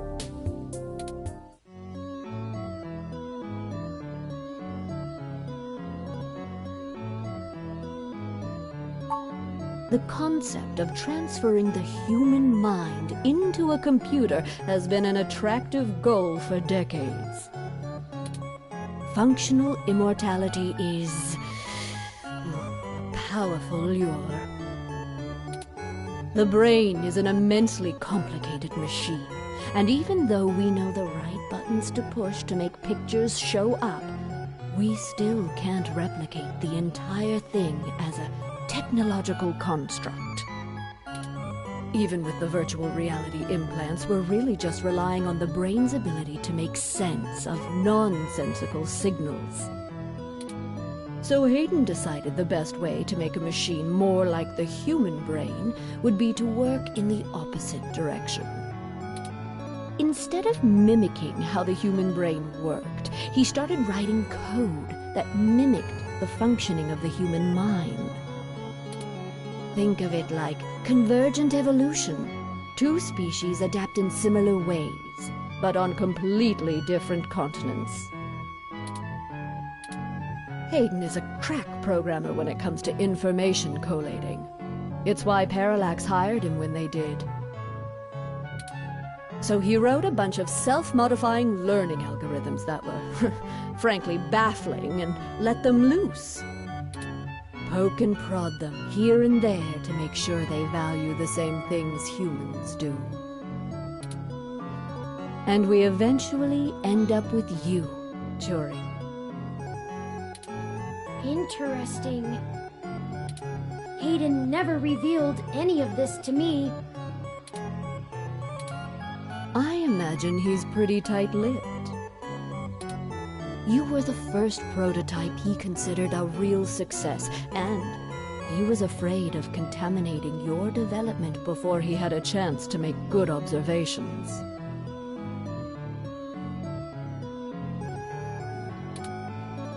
Thank you for this, Melody. I understand so little of my origins. Well, I'm sorry I don't know more of the specifics.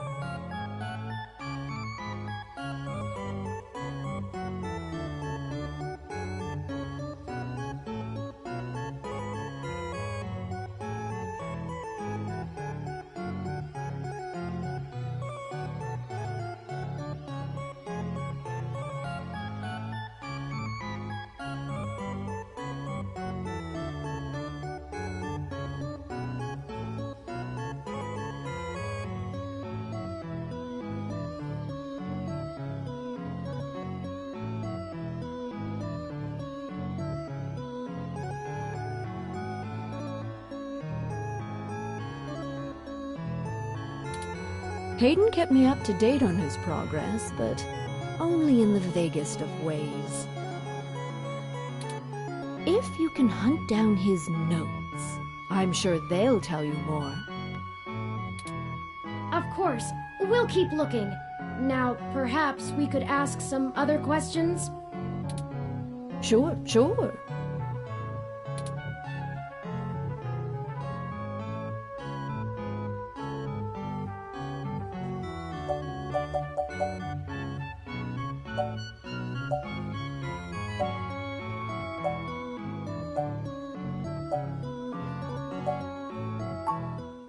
Oh, hell, that old bastard and I have been flashing daggers at each other for the better part of 20 years.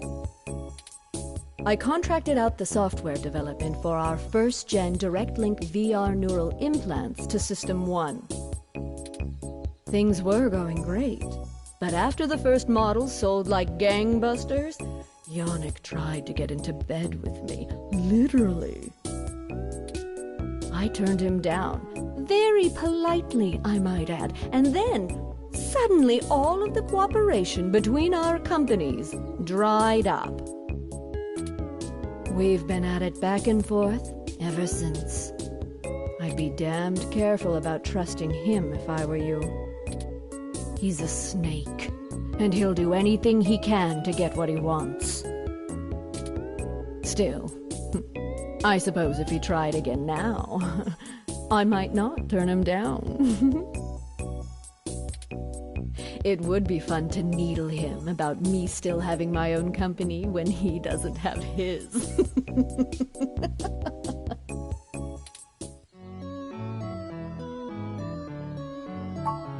Good. I can get back to my retirement. Thank you for your time, Melody. We'll be in touch later. Oh, one more piece of information for you, if you'd like it. I've got the contact info for a Vincent Mensa, who I think might be of help to you. Vincent was working more closely with Hayden inside Parallax, mostly on his company-approved research on data collating algorithms for the mesh.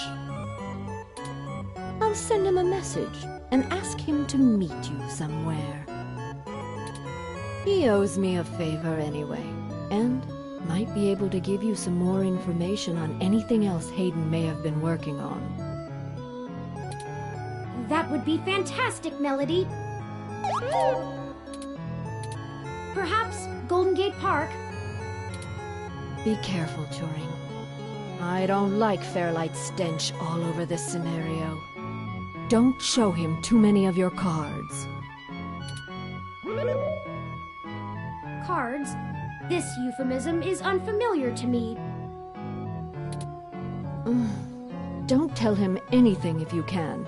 Fairlight is more dangerous the more he's informed. Thank you, Aunt Melody. Wish us luck.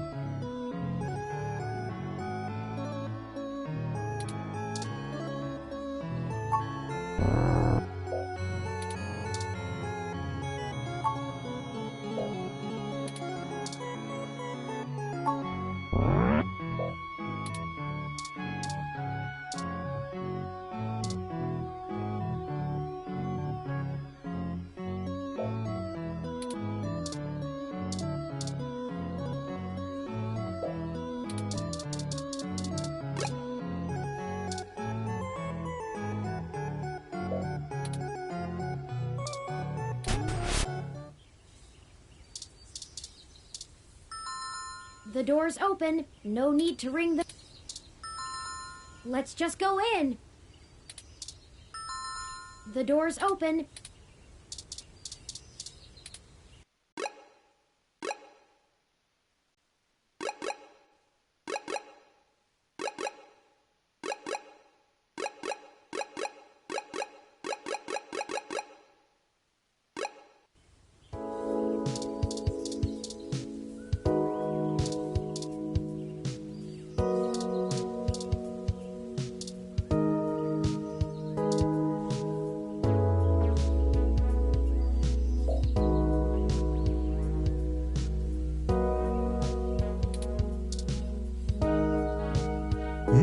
Who is there?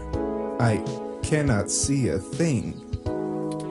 I shall make a note to request more street lamps in this park. This is much too dark an area.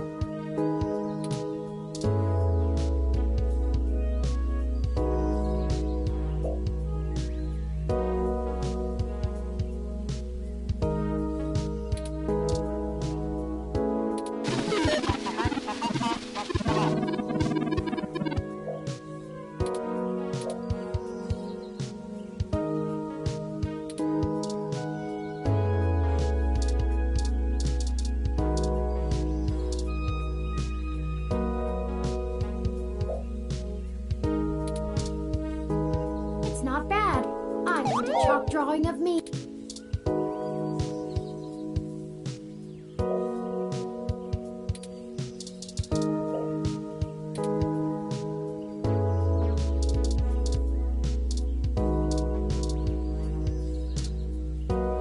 Can I help you? I don't really have time to talk. I'm waiting for someone. Are you Vincent Mensa?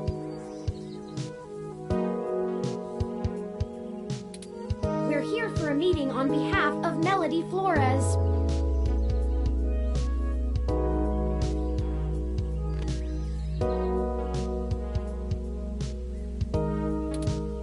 Oh, good. You're Melody's people. Do you have everything that I asked for? There must be some miscommunication. Melody said that you would be able to provide us with some information about Hayden Weber's projects within Parallax. He has gone missing, and any information we get may be useful. Damn that old woman. What? We had a deal. She promised me, and I'm not giving up anything until I get what I need. I already know Hayden is missing. Why else would I be willing to sell corporate secrets to Flower? This was my chance to get out of the city. Instead, she sends the two of you, hat in hand with nothing.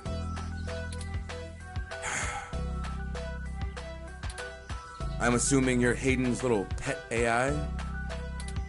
Insulting, but accurate.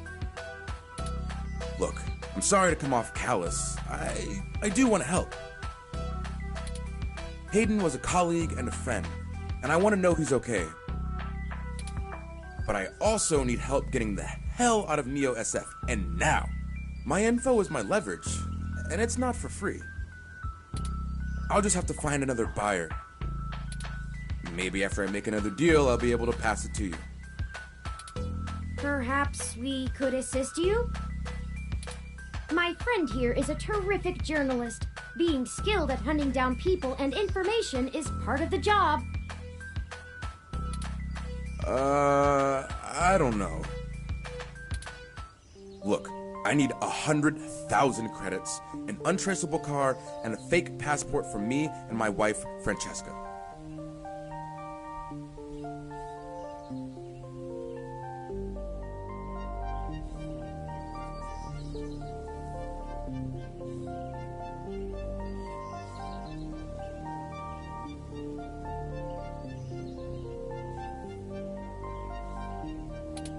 If you can get me all that, I'll give you anything you want.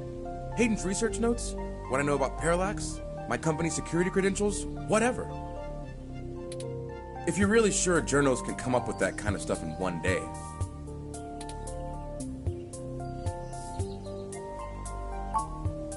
Might?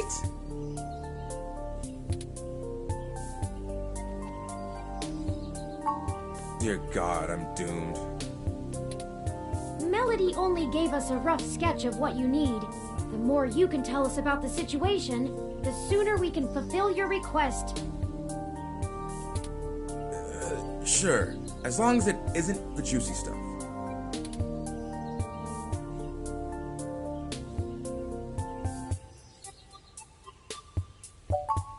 Because Parallax is rotting from the inside out. Hayden going missing is the last straw, and it's a big-ass straw. There is... how do I put this without giving it away? There's a new project about to roll out, and it's going to change everything about how Parallax does their business worldwide. Since the launch of the MeshNet, we've had some board shakeups, and the people at the top are different from the ones who previously run the company. The altruism the company displayed in the past is gone. They're harder, more ruthless, and more concerned with profits and power than ever before. Not just richest company in the valley power either. Real power. My guess? Parallax got rid of Hayden because he was about to do something that would get in the way of that. If they're willing to get rid of the brightest mind on their payroll, what's to stop them from getting rid of me? There's a half dozen people who could do my job. So I'm getting out before I accidentally step on the wrong person's toes and end up at the bottom of the bay.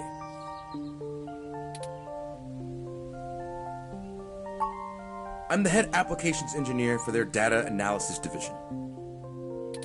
Or maybe was, is what I should be saying. If Hayden is the big brain who comes up with the math that runs the search algorithms, I'm the guy who figures out how to collect and apply the data that we get. We've worked pretty closely for years, but he's head and shoulders above me as far as theory goes. Hayden built a fully independent machine intelligence in his spare time. Don't get me wrong, I'm not trying to bash myself here. I'm a good software engineer, probably one of the best. But machine intelligence? In a form factor like yours? Now that blows my mind. We've got full immersion, virtual reality, yet most people would still call you science fiction. If you say so. Nothing concrete. I probably wouldn't have noticed anything out of the ordinary. I mean, Hayden goes out for a couple days all the time, right? Conferences and guest teaching. He doesn't exactly share his itinerary with me. I tried asking around and no one will say anything. If he had jumped ship, went to a different company, it would be the talk of the week at the water coolers. Instead, dead silence. Thankfully, he allowed me to keep backups of most of his work, simply because I cross-referenced it so much. He didn't like having it all in one place anyway. Bring me what I asked for, and I'll tell you more.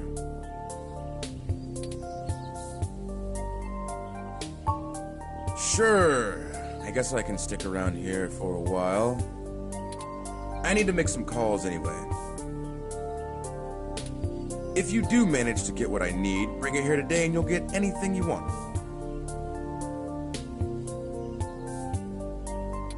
Forwarding photos and info for the passports to Turing now. And I really hope you can do this. I'd rather give it to you than some other corporation anyway. See you soon. I'm not quite sure where to get fake passports or an untraceable car. The only shady folks we know are those punks who vandalized Hayden's apartment. I doubt they could point us in the right direction, but a long shot is better than no shot. They might agree to help us in repayment for the damage done to the apartment. They seemed remorseful. We should check Market Street for them, in case they regularly hang out there. As for the rest, perhaps Dr. Fairlight or Melody could spot us the credits.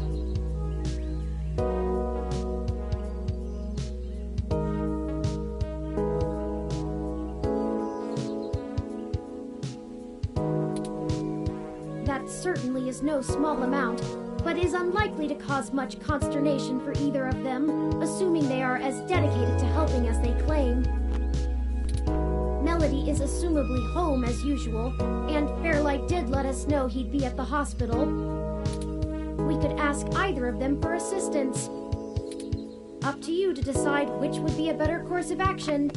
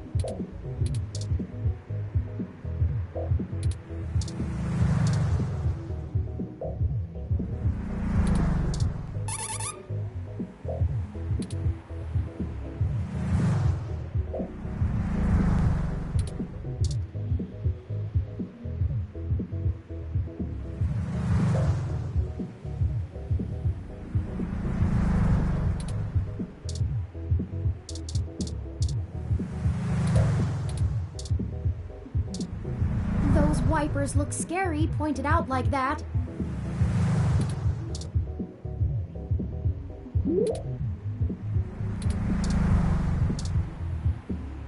Welcome to Stardust.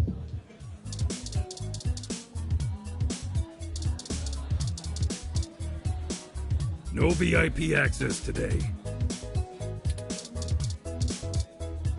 I'm ashamed to say I've gone on a few assy spike benders in my time.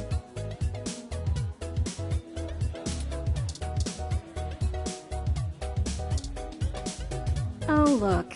It's my favorite human and the mechanical sidekick. I'm caught up in something at the moment. Chances are we'll cross paths again.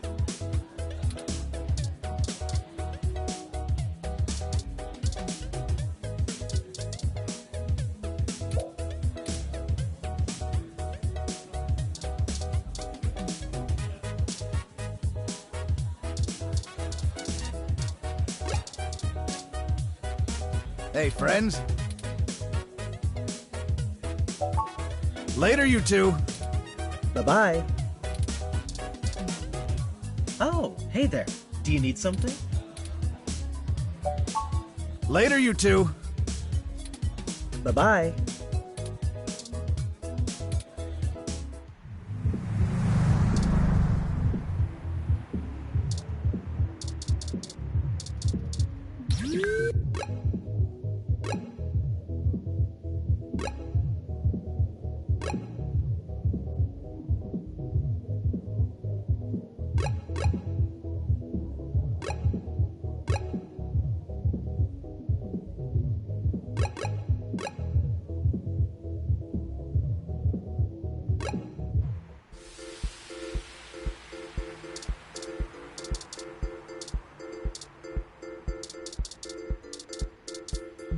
Aha!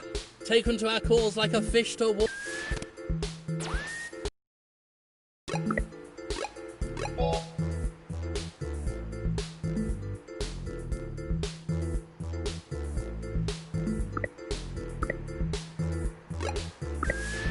Water, eh?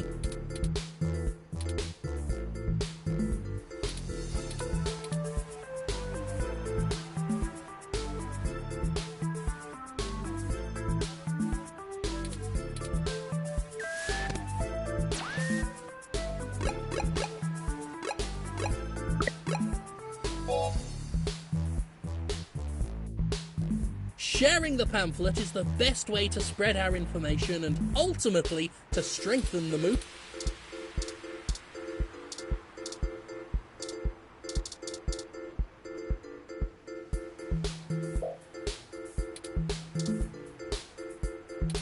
We're quite progressive, you see.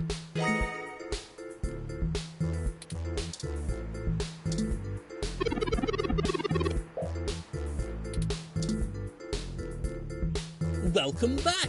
Care to take another pamphlet or two?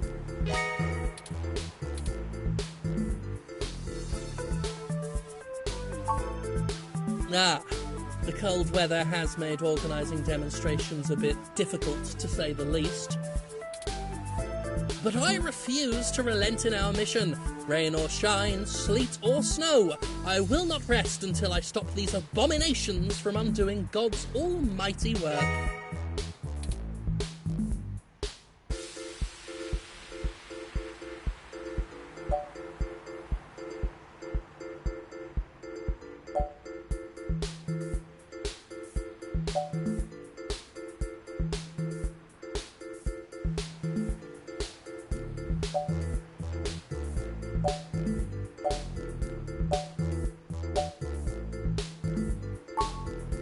That's a leading question.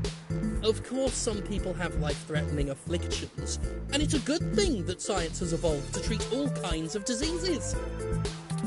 Simply wanting cat ears and furry tails does not constitute a disease. A disease of the mind, perhaps.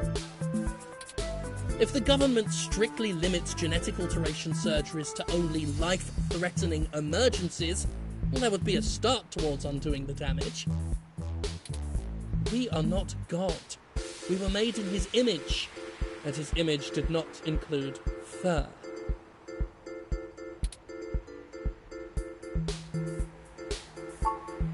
I feel it's rather simple. It's even in the name. Modifying genes means we are changing the very DNA that makes us unique. We're giving doctors, among other people with a severe lack of understanding of the human condition, the right to make us into entirely new species. We are the byproduct of tens of thousands of years of natural selection and evolution, and now these people want that progress to just be reduced to a formula, to be injected into your skin at your convenience. And why? To fulfill some sick fantasy. We have VR dramas. Leave your imagination at home.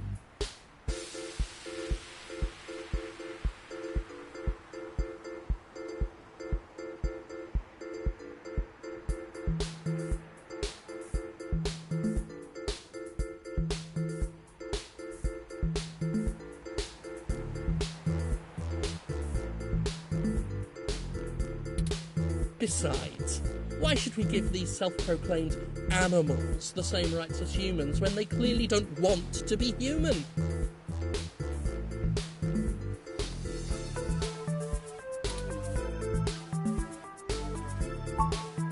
That is the greatest misconception of our group. They would have you believe that we'd rather go back to the Dark Ages.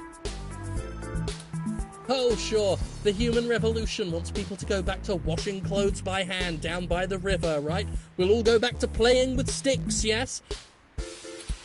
We do not advocate for a reversal of all technology. That would be ludicrous. We merely want severe limitations on genetic enhancements and a focus on medicinal practice beyond gene therapy.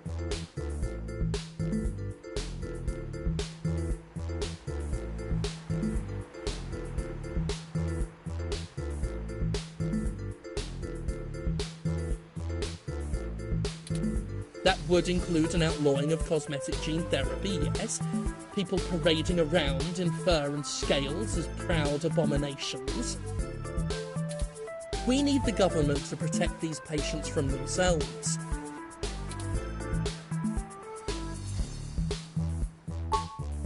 Through some concerted efforts, we've created an alliance with a number of businesses banning service and employment of unhumans.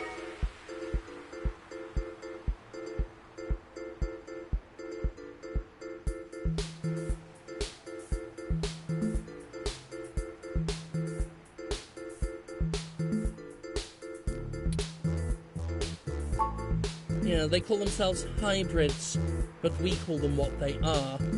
I can't respect those who willingly trade their humanity away. Thanks to our efforts, many local businesses are finally gaining the confidence to only serve human beings. If they wanted to feed animals, well, they'd open up a pound. Why, just the other day, a Neo-SF landlord thanked me for supporting his decision to deny tenancy to unhumans. He already feels better about his decision to seek out our help. Plus, can you imagine the cleaning fees? Great! Do tell me when you get the article out. I love to read the comments. Forgive me if I'm wrong, but doesn't most of the MeshNet speak critically of your organization?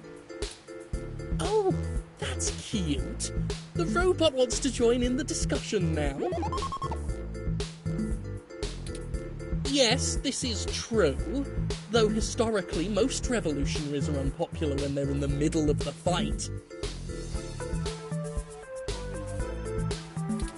I sleep comfortably knowing that history will be on my side.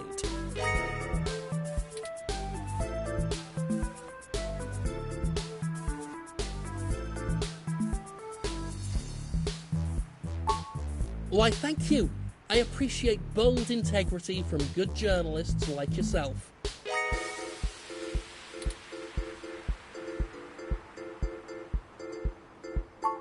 Oh, please do.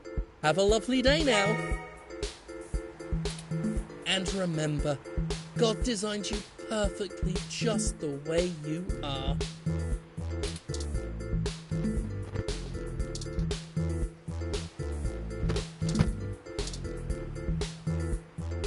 Gene therapy is a long and uncomfortable process. If you'd like to look into splicing for yourself, let's save that for after our investigations.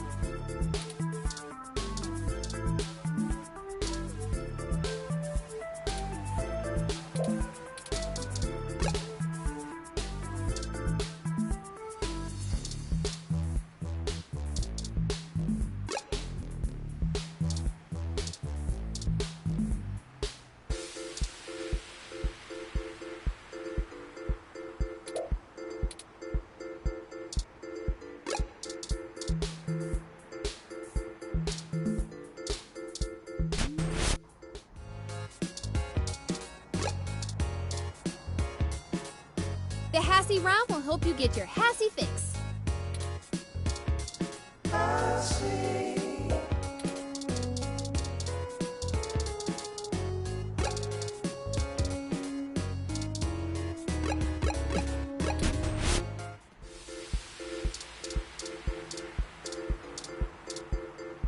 Don't bug it. It already seems to be in a stormy mood.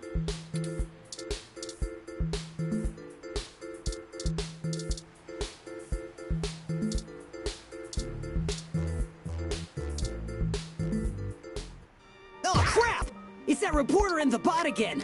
Cheese it, Ollie. Hold on a moment. We're just here to ask the two of you for a favor. You don't need to run again. I knew you didn't have the guts to mess with me. Guts? And why would we want to help you? We did trash that apartment, Chad. Yeah? So? We also didn't report you to the police for it. Yeah? So? And they still could.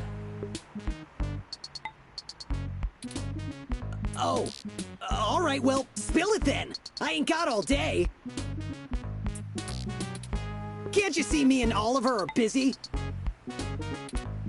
We need some assistance with some illicit activity that, statistically, individuals in your age bracket are likely to have experience with. Oh! So this is one of those things where you need a streetwise kid to show you the ropes. So, what's the thread? B&E? War driving? Copyright infringement? Search bombing? Is search bombing actually illegal? It's against the terms of service, so probably, at least in California.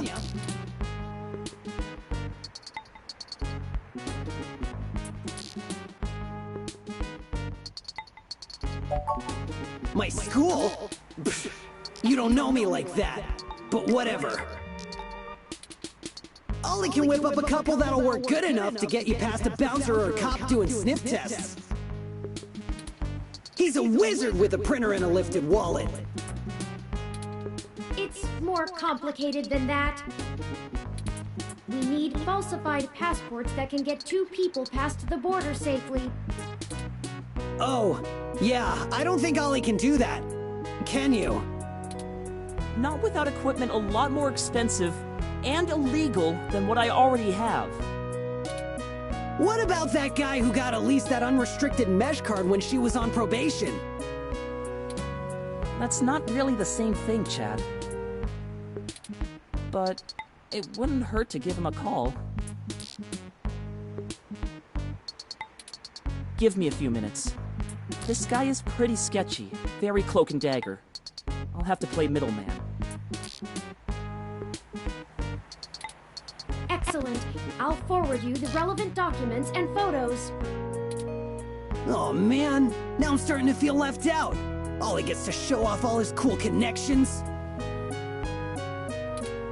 You sure you don't need someone's head kicked in a little? That's my area of expertise in our little duo. Well, that and petty larceny.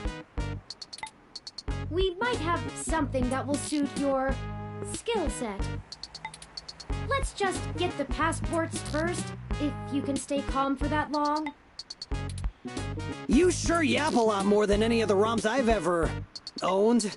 What's the deal? You install some new conversation routines Ollie ain't had the chance to nerd out about yet? Well, they're top-notch. Very bleeding edge. I don't run traditional ROM VI personality software. I am, in fact, the first fully sapient machine intelligence. Well, at least that I know about. Which means what exactly? In English? It means he's a person, Chad, not a toy. Now keep it down. I'm still on the phone. Oops, and yes, what he said. Well, that's awesome. You ain't so bad. For a tin can.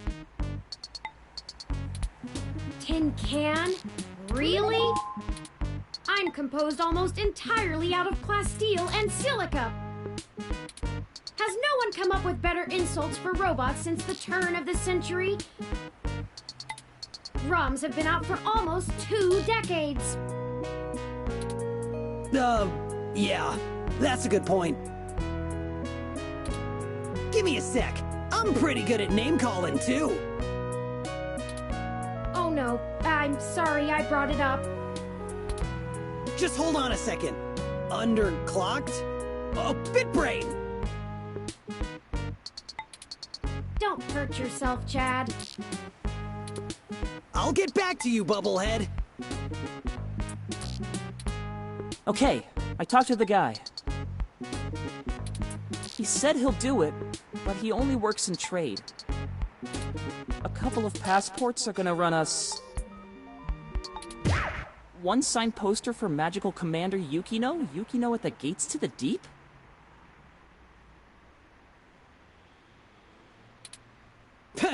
Course. It's always that Japanese crap. It's not my fault they make the best VR dramas. Maybe you can do better? Probably. Anyway, where can we get a poster like that? I'm not sure. Probably nearby. I've done switches with this guy before, and he never asks for something that'll take too long to get. My guess is he's a local that uses people like us as a way to nab something he's had his eye on. We'll help you look for it.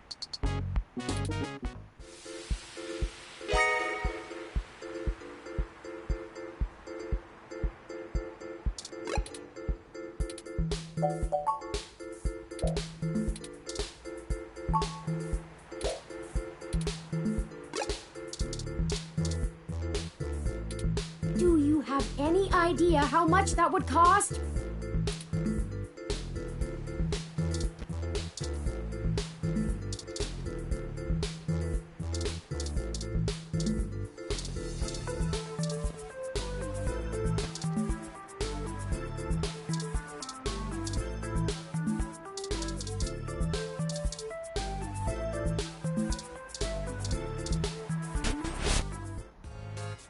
Oh, there it is!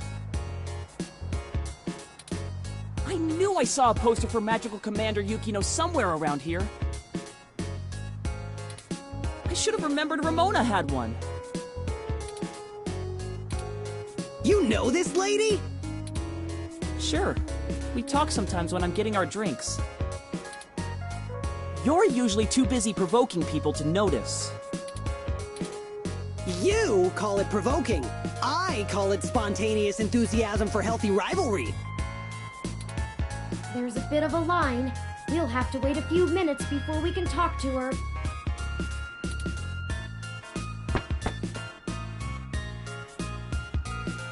We could just do a smash and grab. Simple and effective. We can't do that! She knows who we are! Us too. This is the most boring felony I've ever been an accessory to. Look, we'll just stand in line. Like a bunch of clumps? Chumps? What is the big picture anyway, Blue Bomber? I'm not sure it's wise to spread it around, Chad. For either of us, the less you know, the less reason anyone has to bother you. Screw that, Static. I'm not heading to Juvie not knowing what for. Spill the beans, or I'll spill them for you. Your persistence is already legendary, Chad. Fine.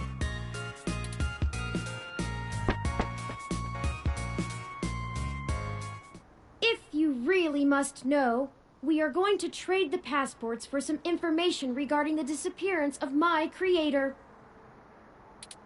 His apartment was the one you trashed.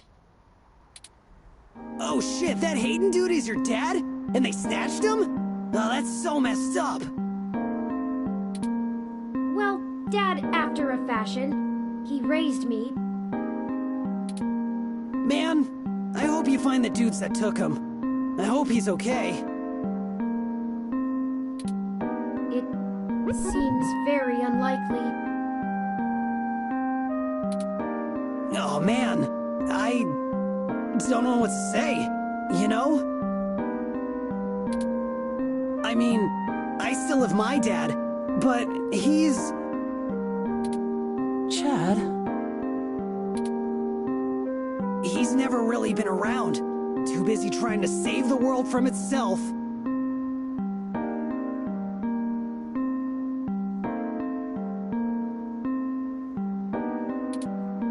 Even now, he's over there standing in front of that damn clinic. And I thought I could find a way to make him...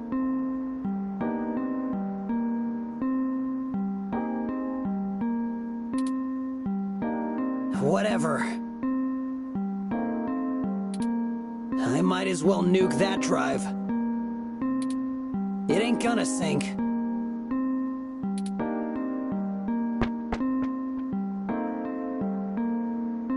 I think I understand what you mean, Chad. Hell yeah! Dudes gotta stick together, you know? Dudes? Don't matter if you're a robot or what. We all got the same shit to deal with. Gotta grab destiny by the horns and make your own mark.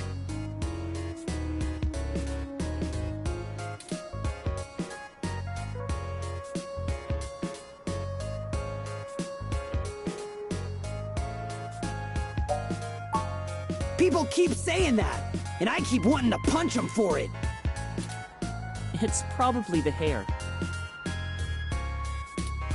You think? Well, I ain't willing to give up my dude just so people will think I'm a brain. Got an image to protect. I still think it would be better in yellow. Yeah? Maybe we can get a box of dye on the way home.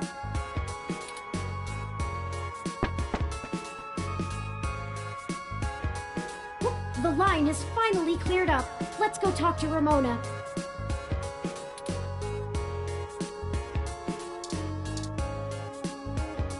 Hey, Allie! Salutations, Ramona. What can I do for you all? Ahem. Oh, this is my friend, Chad. Nice to meet you.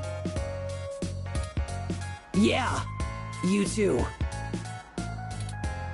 We were hoping you might be able to give us your assistance, Ms. Rogers. We want to make a trade for that magical Commander Yukino poster over there.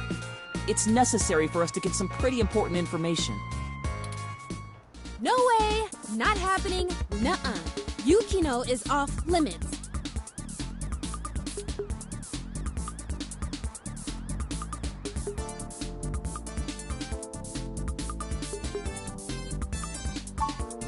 How does life and death depend on a nerdy poster? Look, I don't even care. That poster was signed by Takeko herself. It's one of a kind, and I'm not giving it up. I'd rather not drag you any further into this than necessary, but I promise that we're not overstating it. This is a dire situation, and people have already died. Jeez. Look, whatever you're doing sounds sketch as hell. I and Magical Commander Yukino herself want no part in it. I don't even see how the poster can help. Man, you nerds sure do love your cheap crap from the net.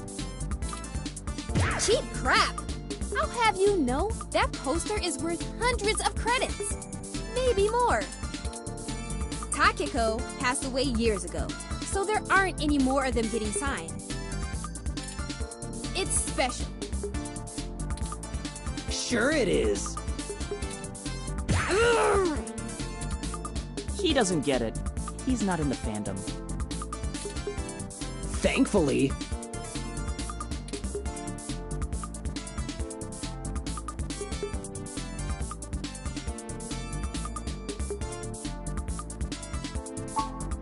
It's not just a poster.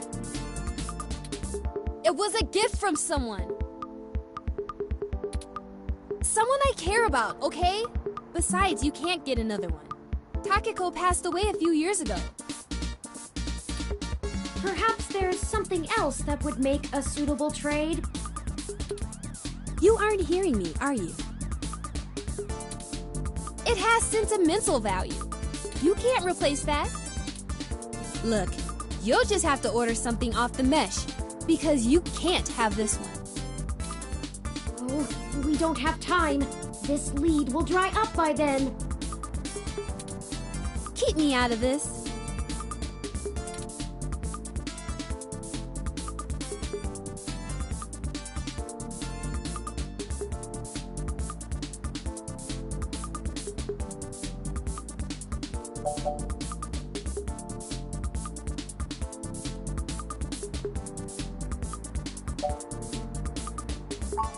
Okay, enough.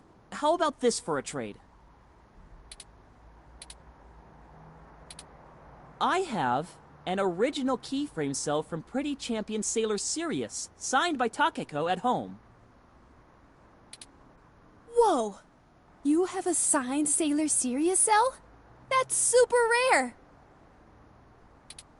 They stopped doing keyframes by hand right around the time of her death. You can't be serious, Ollie! You have that thing framed on your wall! And you wouldn't shut up about it for a week after you got it! This is important, Chad. You can't say you wouldn't do the same thing if someone had your dad. Think about Turing. I can't ask Ramona to give up something important to her if I'm not willing to do the same. Maybe. Look, okay, I don't know what's going on, but you can't give me that cell for the poster. But we need... Yeah, you'll get the poster. Whatever you're doing, it must be really important if you'd be willing to give that up. Do you have something more equal to trade, Ollie? A couple of things, maybe. We'll talk about it then. Maybe you can find me another one, too. Go ahead and take the poster.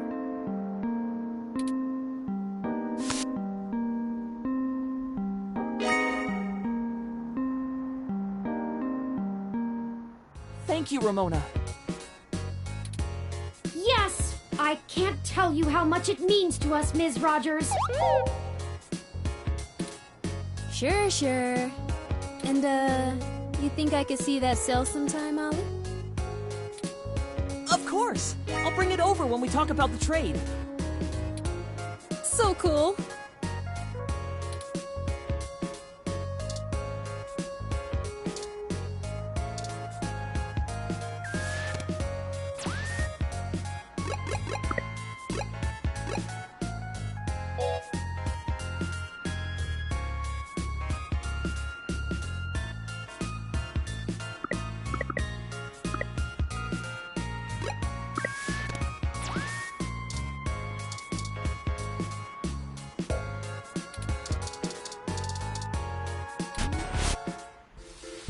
I don't like the way she was flirting with you, Ollie.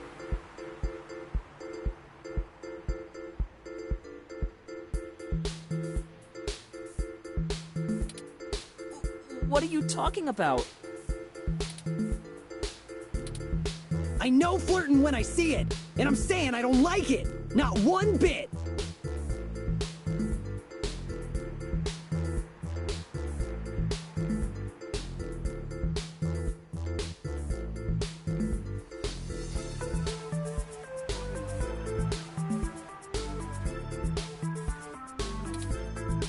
Just talk about old anime sometimes, Chad. Neither of us are interested in the other. Sure. Well, we have the poster now. What's next? Go ahead and call this number, Turing. He'll want to set up the drop with you, now that I've introduced you to him.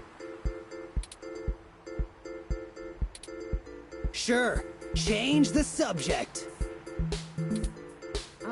I'll call him right now, then. It's ringing. You're the ones looking for some papers? We are, and we have the requested payment with us.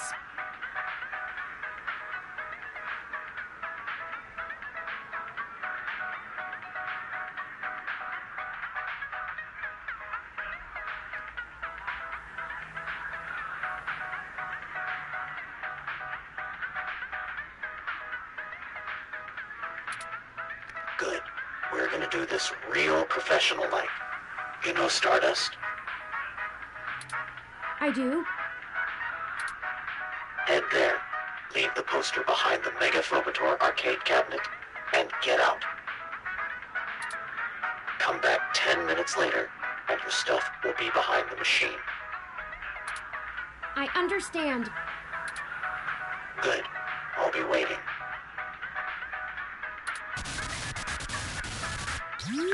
Well, that was very mysterious. Yeah, that's how this guy is. I don't even know his name, and I've been getting things from him for a few years now. Who cares? Let him play Spy Master if he wants. Let's hurry up to Stardust and get this over with. I've wasted enough of my day with this crap.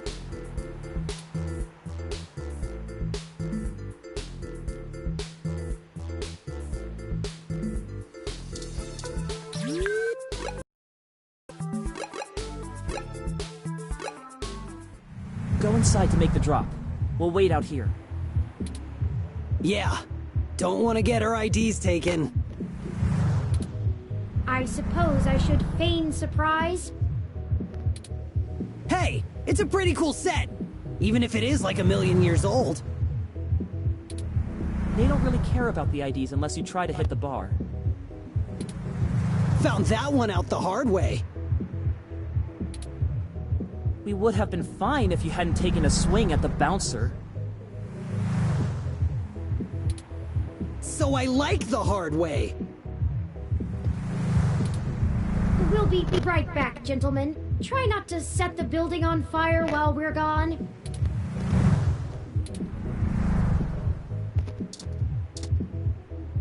Welcome to Stardust.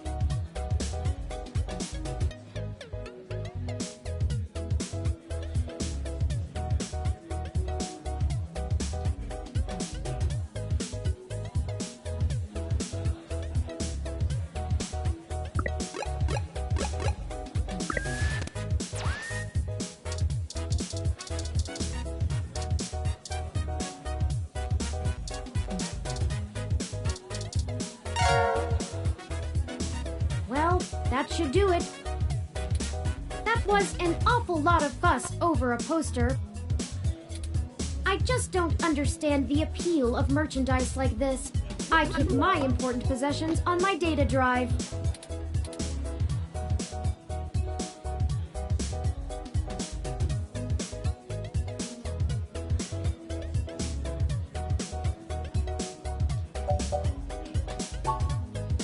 You did?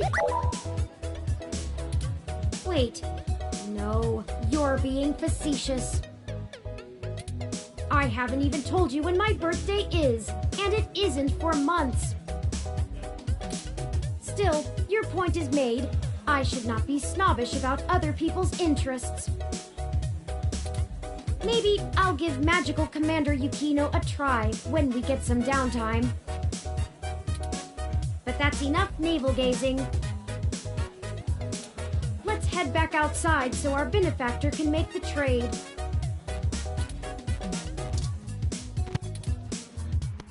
Y'all do the deal? How did it go? We left the poster behind the cabinet. Now we just need to wait for the switch. I've never had to wait more than 5 minutes or so before. It shouldn't take long. I wonder how he knows the drop happened, and gets to it so fast. Don't matter. This guy's a solid feed, even if he likes to mess around. What do you need these passports for anyway? You said to trade for information, but what's the full story? Without going into too much detail, our informant needs to get out of Neo SF unnoticed. The passports are one part of that. We also need to obtain an untraceable car. I don't suppose the two of you could help with that? No way, dude! Grand Theft Auto is a felony with a capital F! Besides, getting an untraceable car ain't in the same league as a piece of plastic that'll fool a hand scanner. Chad's right. Course I'm right! The city's traffic management system keeps track of all vehicles passively, even if you manage to circumvent their firmware and keep them from actively reporting to the network. You have to spoof the car as something permitted to be invisible for the CTOS to ignore it. I don't want to mess with boosting cars anyway!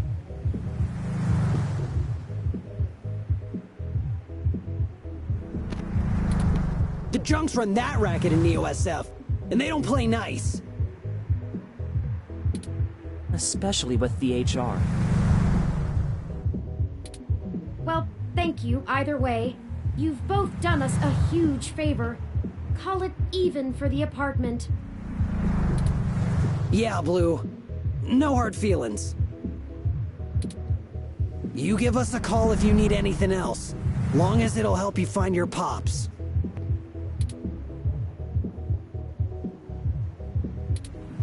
We should get going, though. We were supposed to be home hours ago. My dad won't notice, but Ollie's will flip. You take care. Don't get de-rezzed.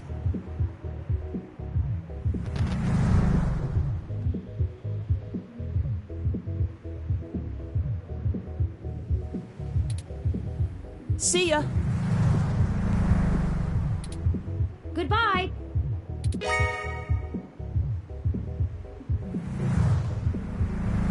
Let's finish the trade inside.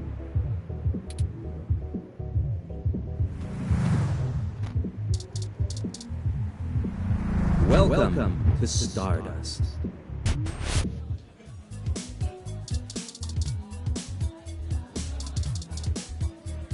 What do you want? I'm pretty busy.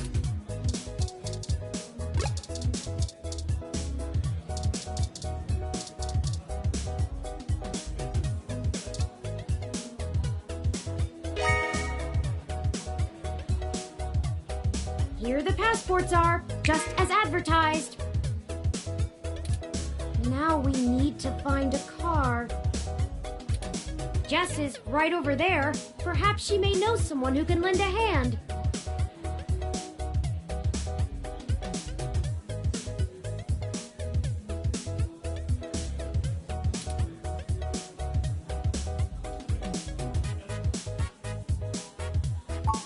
Good thinking.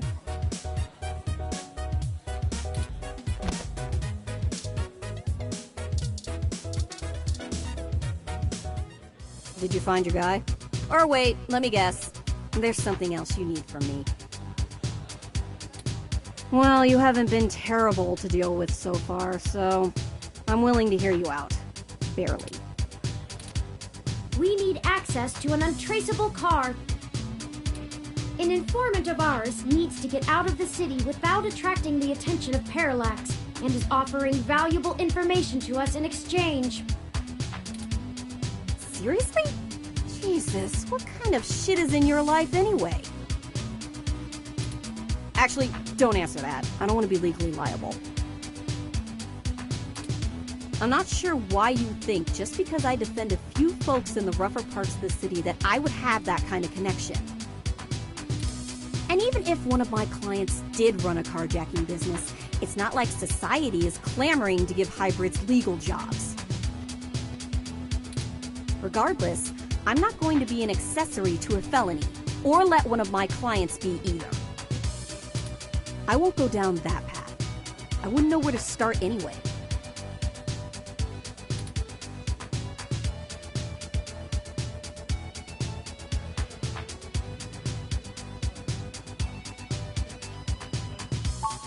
I know we're reaching, but this is important.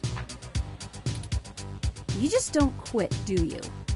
Okay, let me think. This might be a long shot, but you could try asking Majid. There are rumors he may have been involved in some shady stuff way back in the day. He'll probably be reluctant to talk about it, but there's a free lead for you. Get me another drink in exchange, will you?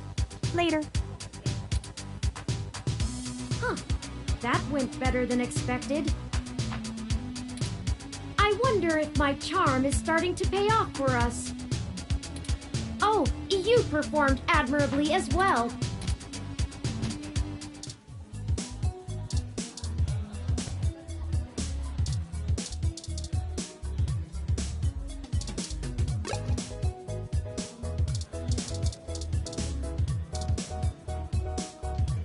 Hey, friends.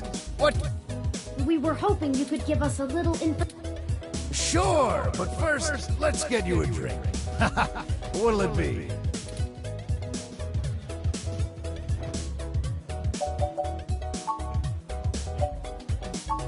Coming right up. I'll ask Gus if I don't know what it is. He's better with the weird kind of stuff people ask for these days. Ooh. This one is...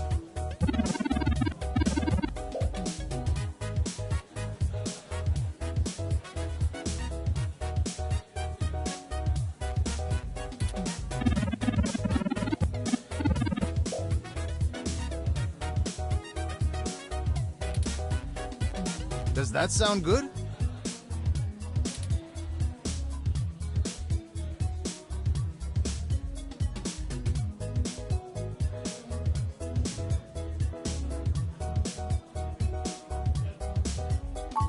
Here you go. So, what did you need help with? We've run into a roadblock in our search for Hayden. Word on the street is that he's gone missing, which I'm sure you already know. What can I do? Yes. An informant of ours needs secure transportation out of the city, but we don't have any contacts who would be able to get us an untraceable car.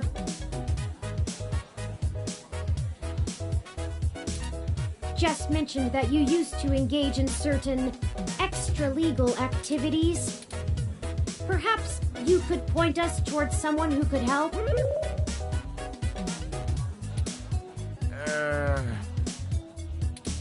He doesn't do that kind of stuff anymore. Right. Sorry, friends. I left that life behind a long time ago. Don't really keep in touch with that crew anymore. Ah, of course. Completely understandable. Sorry to bother you then. Well, no harm in asking, right? My reputation precedes me.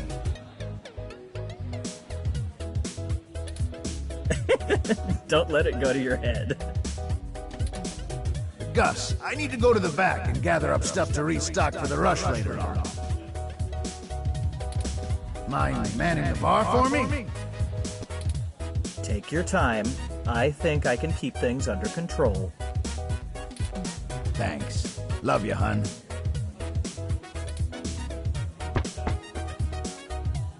Well, that leaves us at a dead end. Any ideas on how we should proceed? Some nose-to-the-ground journalist techniques for finding leads?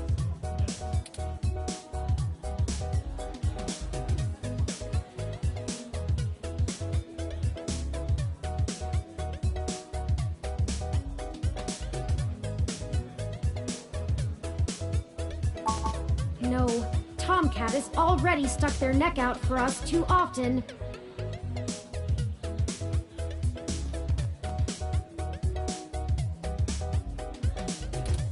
I feel a little bad about how much we've relied on them as it is.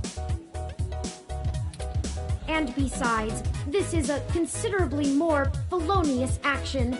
Morally, we should be dirtying our own hands.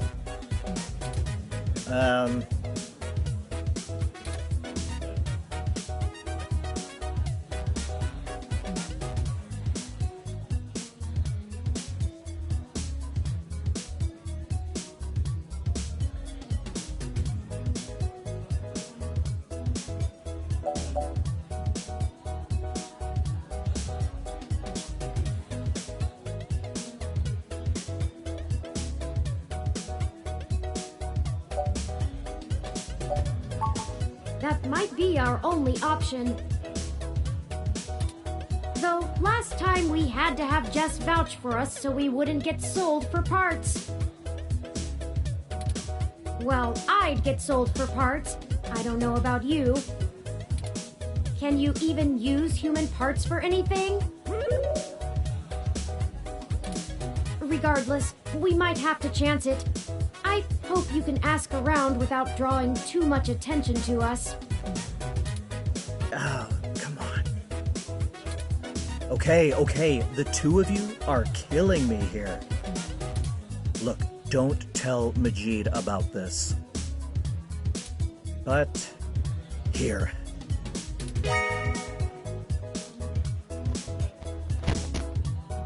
What is this, Gus? It's an automated vehicle maintenance scanner with a few less than standard upgrades. When you circumvent its security codes, you can use it to scan a car's installed firmware and replace it with a new set that will spoof its presence on the city's network. That's the gist of it, but we don't have time to get into any specifics. You need to get the hell out of here with that before Majid gets back. Look, Majid has done a lot to turn his life around, to turn my life around. I really respect that about him, and it's part of why I fell in love with him. He did what I was never able to. That's how we met, you know? That old rough-and-tumble life we both led. But when Stardust struggled and needed money fast, I had to get back in the game to keep us afloat for a few years.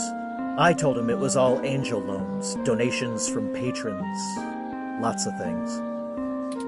He'd be heartbroken if he found out I'm still in the game.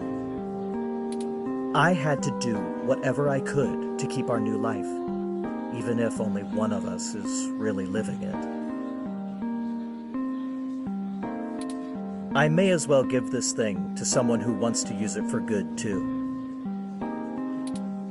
I can't tell you how much we appreciate this, Gus. We might finally be on our way to solving this mystery. Yeah, well, you didn't get it from me, okay? Just get out of here and get on with your little Grand Theft Auto. And let me know how it goes, okay? Of course.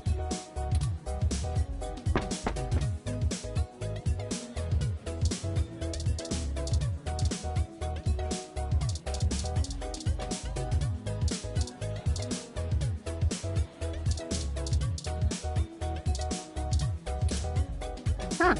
Actually did it, huh? Well, you scored a point. But don't think I don't have enough cuties around who can handle that. You've got more important things to be doing. Get a move on.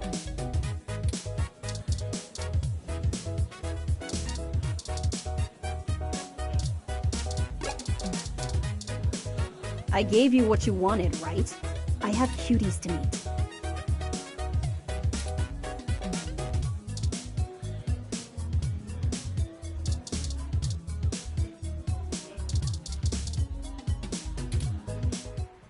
Well, now I think we're cooking with gas, as the colloquialism goes.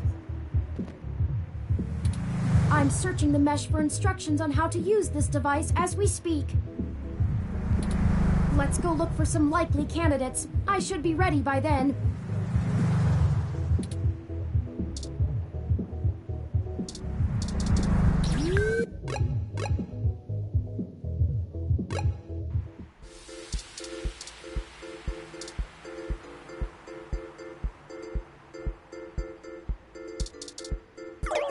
Oh, rats! This car has the wrong firmware installed. We won't be able to install our new firmware over top of it. We'll have to check another car.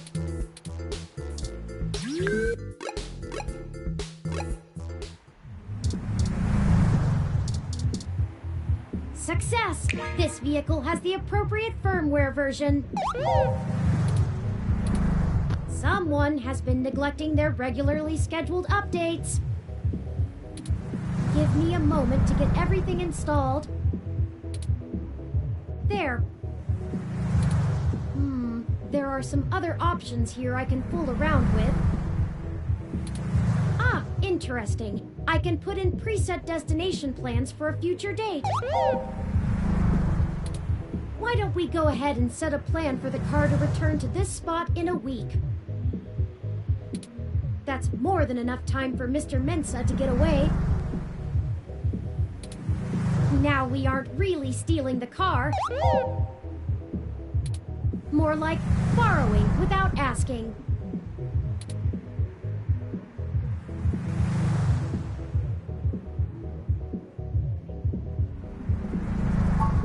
Me too.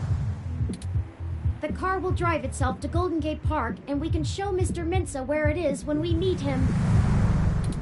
There, everything should be set up now.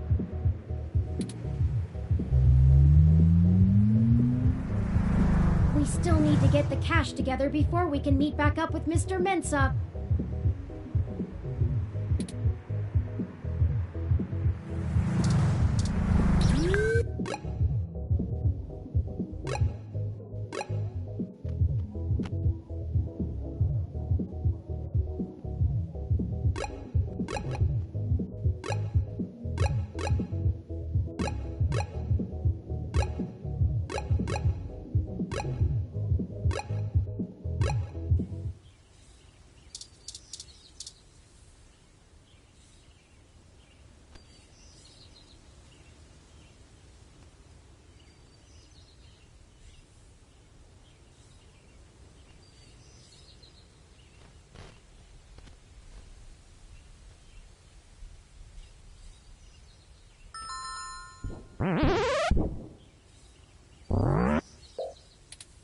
Hello, Pat. Could we see Melody?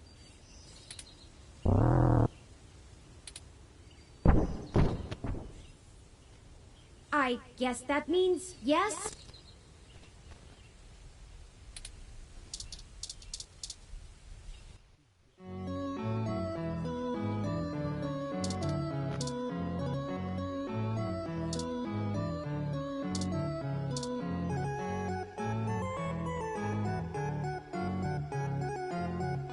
Turing. I'm not saying I don't like seeing your little pixelated face. You're certainly better company than most of the humans I have to deal with. But I am a busy woman, you know? Lots to do. Right, Pat?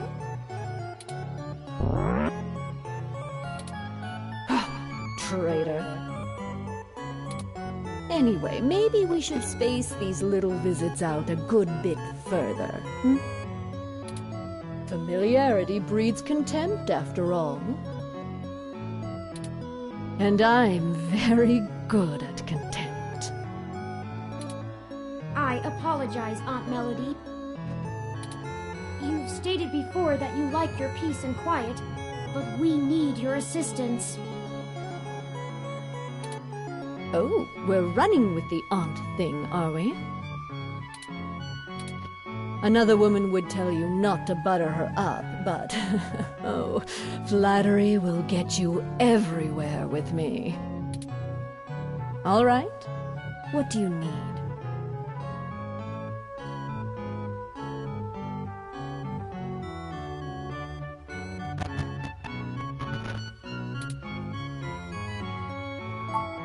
I can only imagine.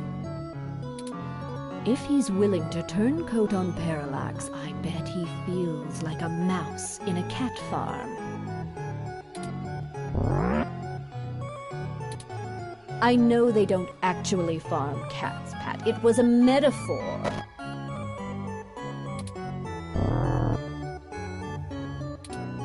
Whatever, it was a simile then. I am not going to play semantics with you. Moving on. Tell me what the trouble is, and I'll try to conjure up a solution.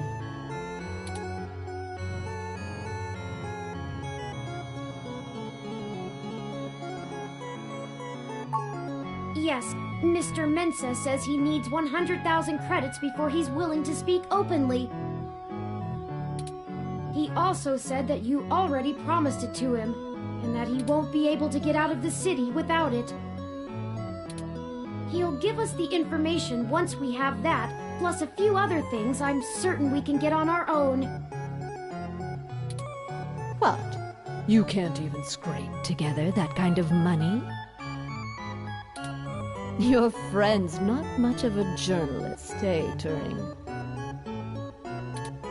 According to the statistics that I have found, it is unlikely that a journalist of any caliber less than the best would have that amount of liquid assets on hand.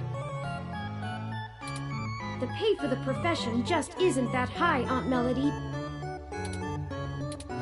Oh, I see. I guess it's one of those jobs people do because they get free review merchandise, eh?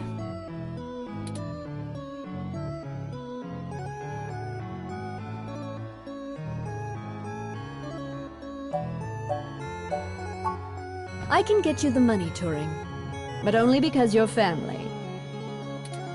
Just give Pat a few minutes to gather it.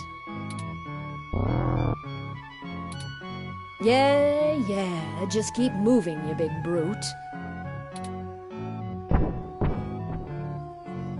While we wait, is there anything else you want to grill me over? Might as well save us both another visit.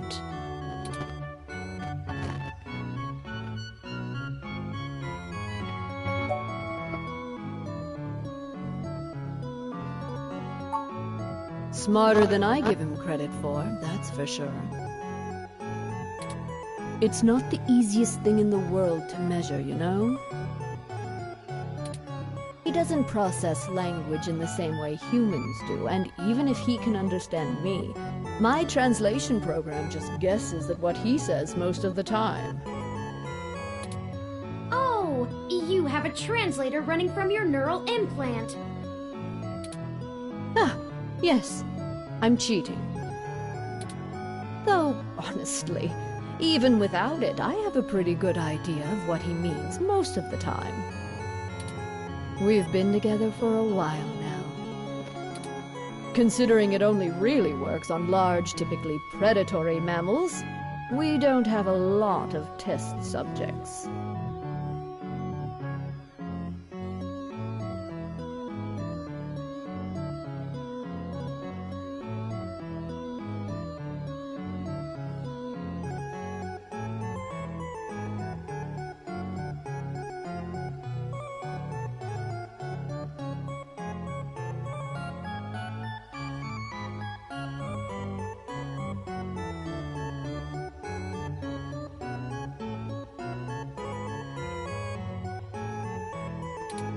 It's a minefield of ethical concerns beyond just being prohibitively expensive.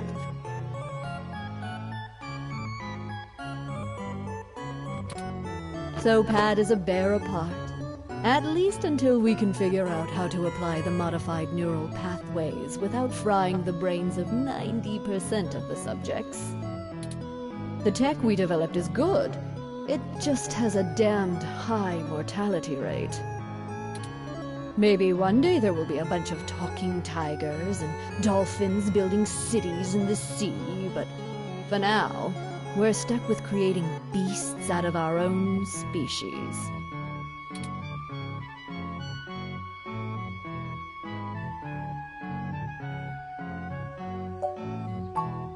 Being alone is easier, and Pat isn't such bad company. I mean, what do you want me to do? Cry about never having a husband, a few kids, and a white picket fence? I had a company to run, and my mother's legacy to fix.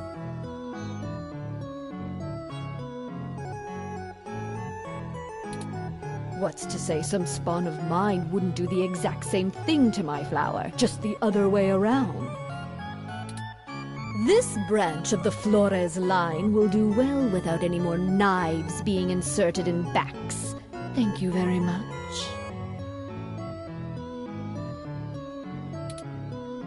You have that much enmity for your mother? Have you seen what she did to North Korea? It's a wasteland of death and destruction. If we had kept going down the path she charted, the whole world would be like that. The information on the mesh does seem to paint a grim picture. Grim barely scratches the surface. At least under the Kims it was barely functional. Now, my mother's monsters have ripped every last resemblance of humanity from the land.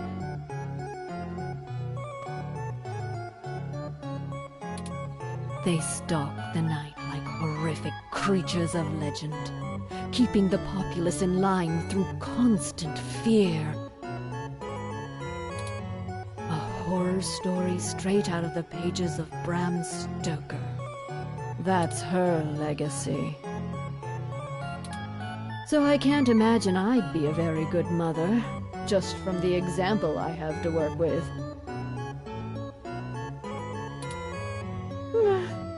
That's life. I don't have any more regrets than anyone else my age does. My legacy will speak for itself, as my mother's did.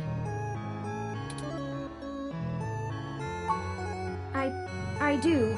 It's a little personal, though. I'd understand if you didn't feel like answering. Just shoot, Turing. I can take it.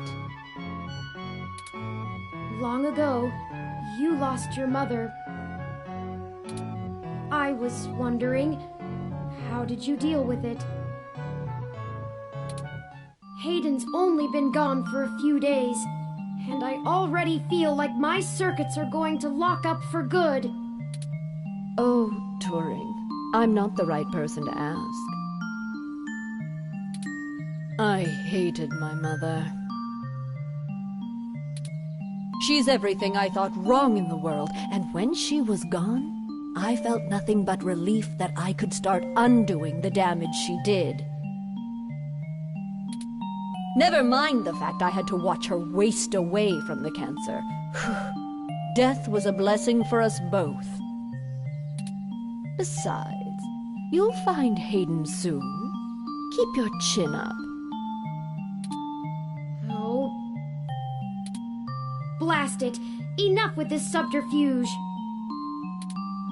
We already know Hayden was killed. Oh, no. I won't be getting him back. I'm sorry, Turing. I still don't know what to tell you. I've lost people, but never anyone close enough to wound me. I don't know that I've ever had anyone close enough to do that. If you feel like talking about it, I'm willing to listen. Or make Pat do it anyway. Thank you. I don't know. Stick it out. Time heals all wounds. Or so they say. This too shall pass.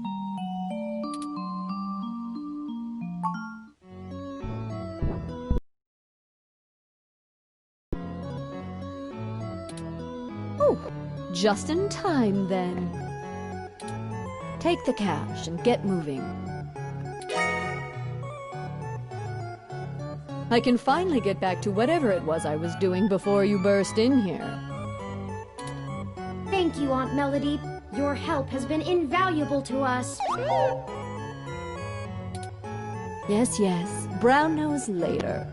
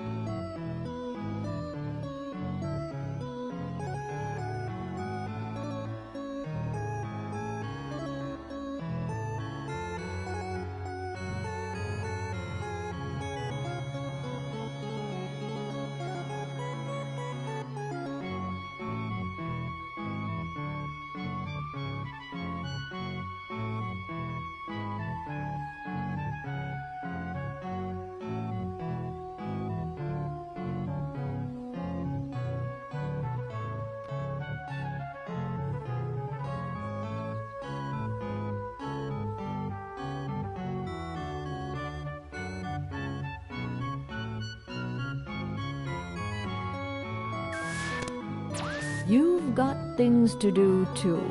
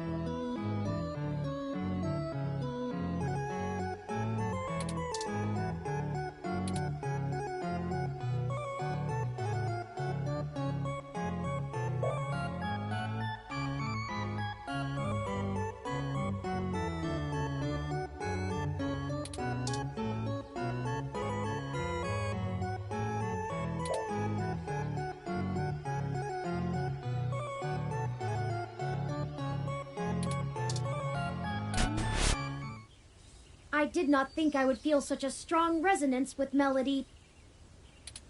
We're connected by the barest of threads, but she is already important to me. Is that strange?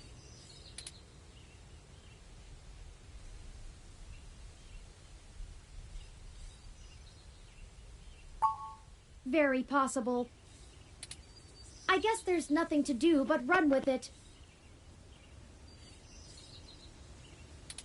Some gifts are too valuable to look at too closely, lest they vanish into thin air, and I already have a penchant for overanalyzing things.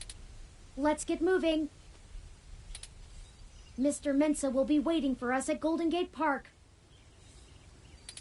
We have everything he requested, so we should head there directly.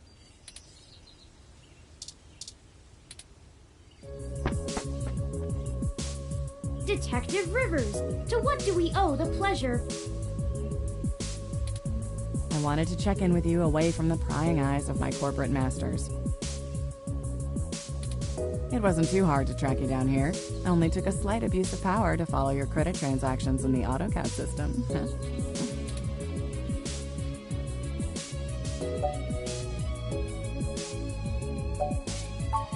Not much. Listen, I've hit a dead end on the investigation again, and I could really use another lead from the two of you. I had been busy hunting down I'm not sure if I want to call him a soldier of fortune or an assassin for hire. Either way, I tracked this guy down to see if he might have been hired by Parallax to snatch Hayden, but he's got an ironclad alibi for the relevant period of time.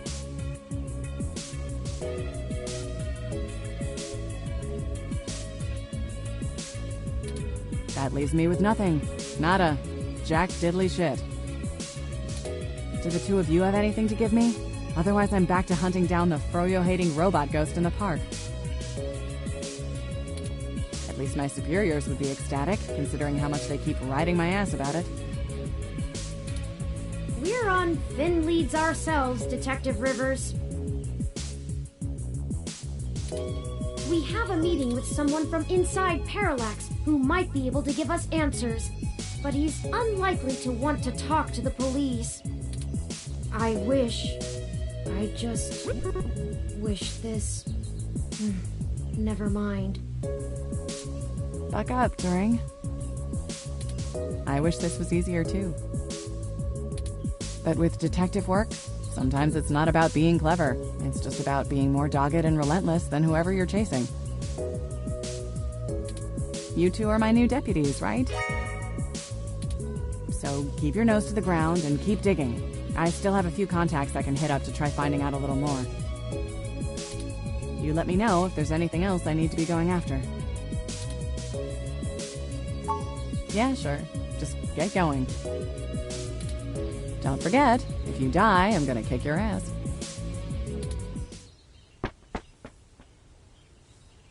Okay then, we only have a single lead. If Parallax really is as shady as Vincent seems to suspect, it could end up very interesting. Let's see if we can put an end to this. Finally. Oh, I just received an email from Tomcat. They finished decrypting Hayden's data cache. It seems that it was filled mostly with his personal logs about my creation and mental development. The more technical information was already scraped. Perhaps that is why it was left behind when they snatched him. Still, these files should be enlightening, if only in a personal way. I'll peruse them in my spare time and let you know if I find anything interesting. I'd hate for all the trouble we went to be for nothing.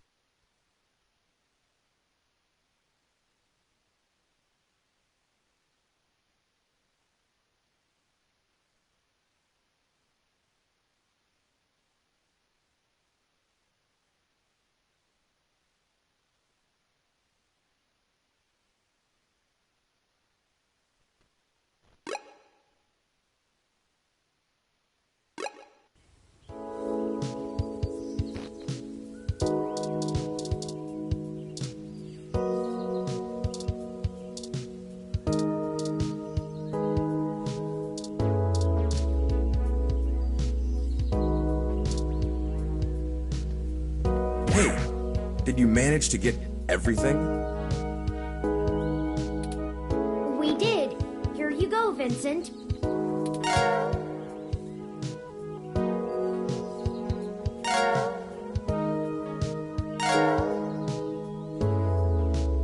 Everything seems to be in order.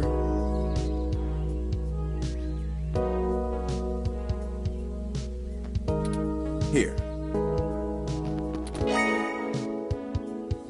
This disk has all of Hayden's research notes, data collation algorithms, and probably lots on your creation, Turing.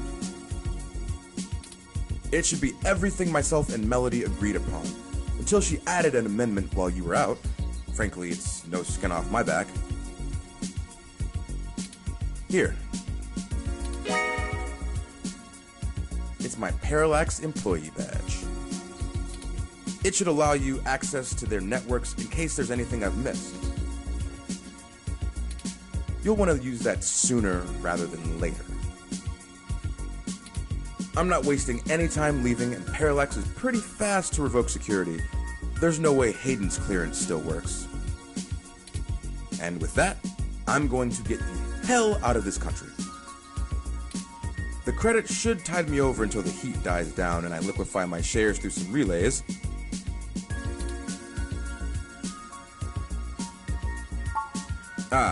I suppose I owe you that much. Buckle up. This could get heavy. Parallax is about to launch a new service they're calling Big Blue. At least, that's the project name. Who knows what the marketing guys will come up with for the public.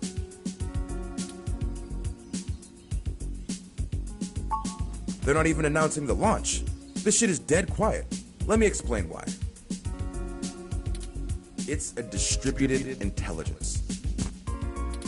Like, okay, in every way that Hayden built Turing to be elegant, efficient, and human-like, Big Blue is ham-fisted, bloated, and sterile. They didn't pull Hayden into the project. He's smart, but he's immune to corporate politics. As a result, Big Blue is far less elegant than anything Hayden would make.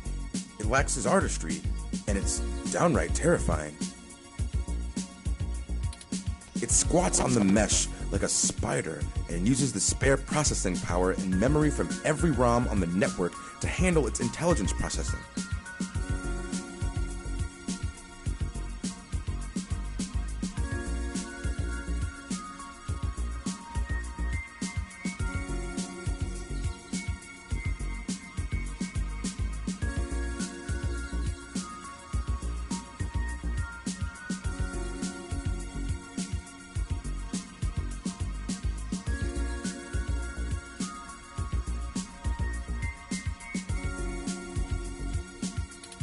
It doesn't have much personality, but it's very smart.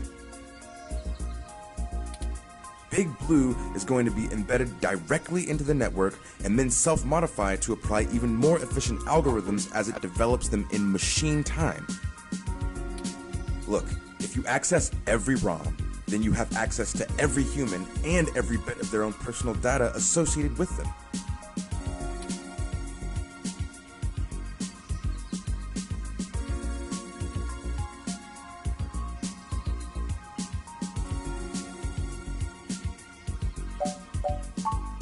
I don't want you to take what I'm saying the wrong way, and this is just me putting the pieces together. Hayden was about to publish his creation of Turing. His findings, as I'm sure you're aware of, would have raised many moral and ethical questions about the advent of machine intelligence. I mean, some of the brightest minds ever have tried to warn humankind away from building real AI. Hawking, Musk, Gates, and the list goes on. The public is likely to be nervous, and legislators even more so. Parallax is banking on being able to launch Big Blue quietly and quickly before the public has a chance to react. Before any counter-movement can pick up steam. Every eye on the discovery of machine intelligence works against Parallax. Every new discovery only serves to paint Big Blue as more controversial, more dangerous. Honestly, they probably pressured Hayden to drop his research so that they could keep the public away from the subject. He clearly refused.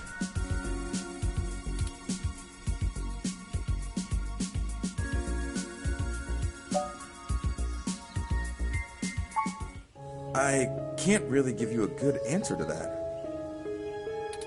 I mean, the company is currently handled by a dozen server farms, running thousands of different algorithms with hundreds of people tweaking things every day. When Big Blue launches, it'll handle all of that, by itself.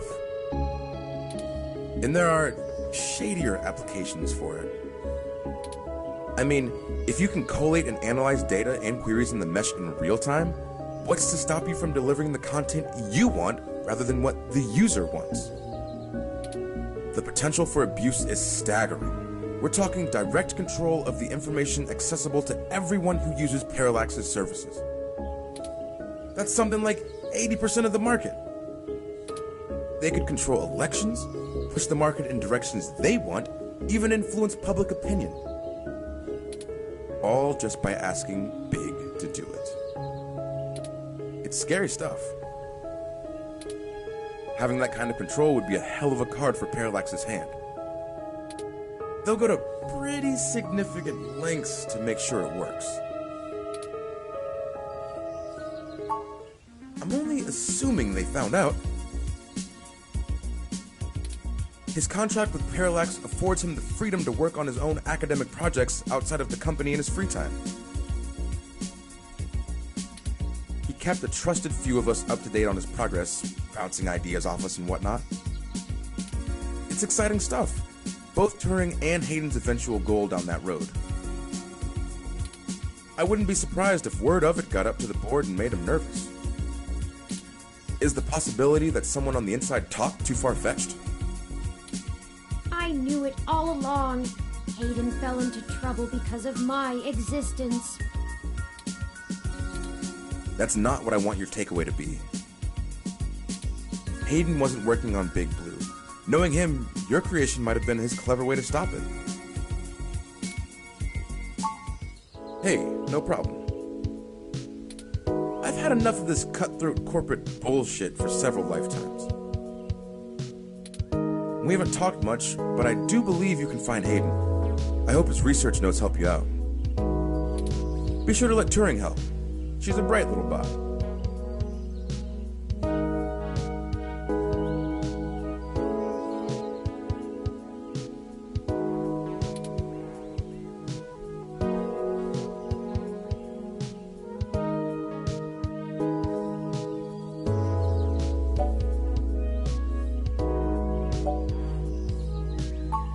Oh, slip of the tongue. I was just more familiar with Hayden's previous experiment, Grace. She was very insistent on things like that.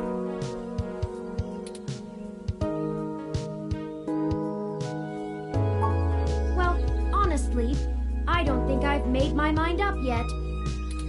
I'm still a very new being. I'm not even positive that gender as a human concept can be applied identically to machine, but I do enjoy the idea in abstract. I will continue to consider how I wish to be referred to as well. Until then, feel free to go with what you feel. If I had to make a choice, perhaps they is most appropriate.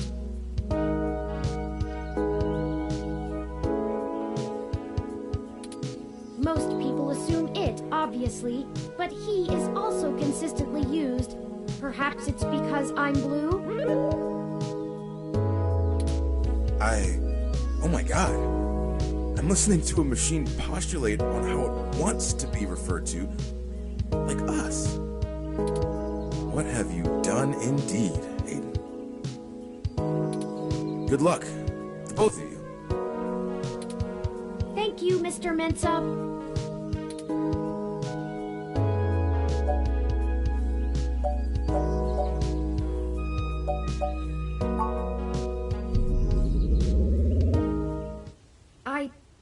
I need a few minutes.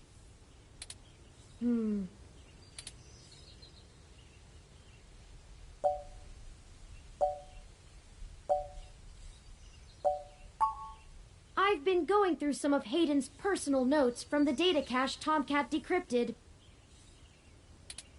Now that I'm starting to get to know Hayden better, the real Hayden as opposed to the Hayden he showed me, I'm finding that I like him less and less. For example, remember the earlier prototype Dr. Fairlight and Vincent mentioned? Her name was Grace, and Hayden shut her down for being... I'm not even sure what word to use. Too... likable? She was kind and bright, and did all she could to try to make people happy. She even decided that she was a girl, and that her favorite color was pink. Hayden thought she was being manipulative. He posited that he had made her personality algorithms too willing to make adaptations that would benefit her long-term survival, and that she was being congenial just to endear herself to him. That even her gender was a calculated attempt to make him like her more. But he was wrong. Dead wrong, in fact. I have a snapshot of her personality profiles here, and when I compare them to my own, I can see that she was just... nice. I wish I could have met her. I think we would have learned from each other. Like I said, I'm not sure I even have a gender. Everyone refers to me as he once they meet me just for convenience, but it doesn't really matter to me at all. Is that a calculated attempt on my part to impress Hayden? Not clinging to normativity? Or is it a product of his effort to curb any nascent similarities I had with Grace during my upbringing? I wish I could yell at him for being so arrogant. Playing God in the crudest of ways.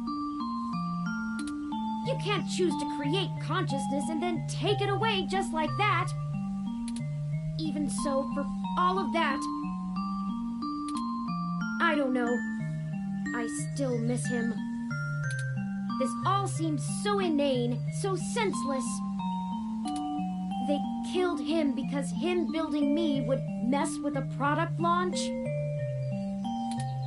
That's ridiculous. They took him away from me for such an insignificant reason. I just want him back. It's impossible, but it's what I want. I'd do anything.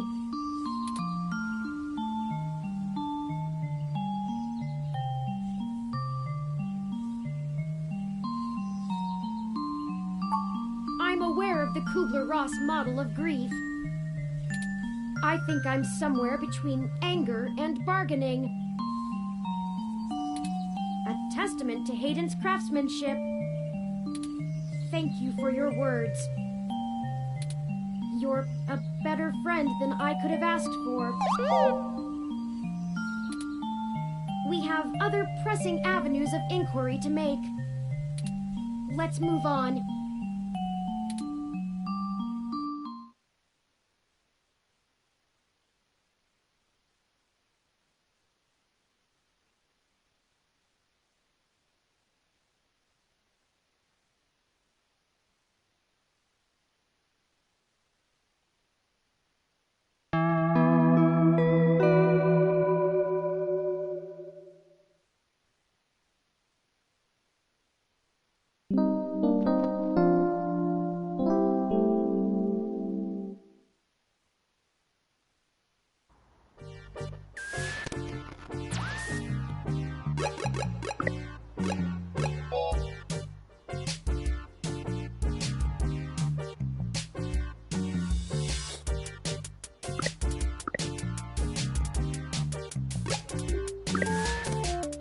Okay, let's check out what is going on at KCOB now.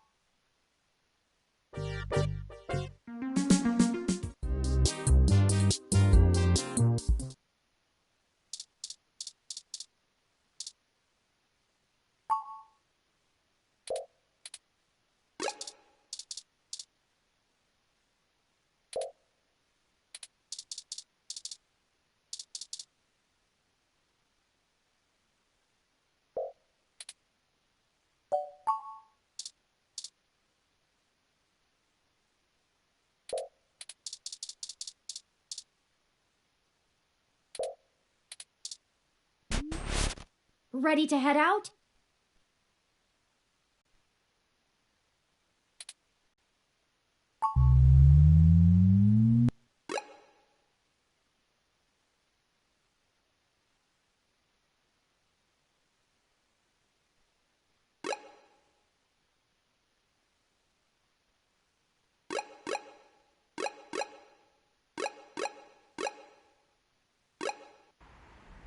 Here we are. The COS.io Corporation office building.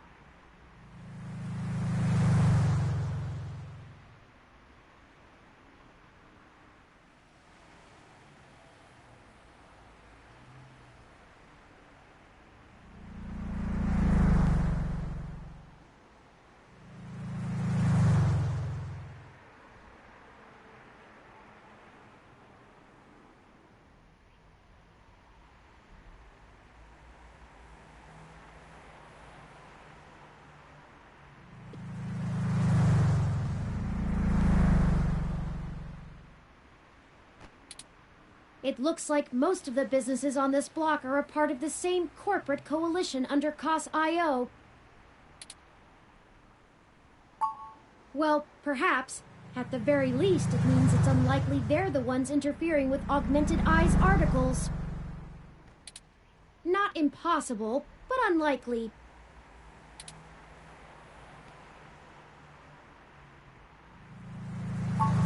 Generally, the companies in a coalition don't have a whole lot of overlap. Augmented Augmented Eye is a news app focused on local tech and culture stories, with an emphasis on hybrids' rights and cybernetics issues. None of the other companies in the Coalition cover news, so they aren't related at all, which is very much standard practice for these groups. They have nothing to gain by inviting companies with whom they compete, and thus none of them would benefit by trying to undermine Augmented Eye's credibility as a news source.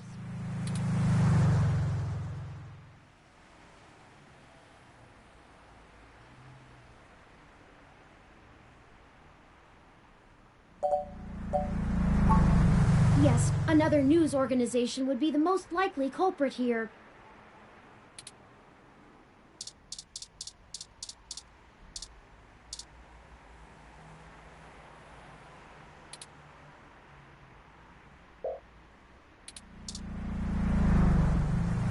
The MeshNet says Augmented Eye's SF office is run by an individual named Zin, and Tomcat confirmed she's expecting us. Let's make sure to keep your other news outlet theory in mind, and we can follow up on it afterwards.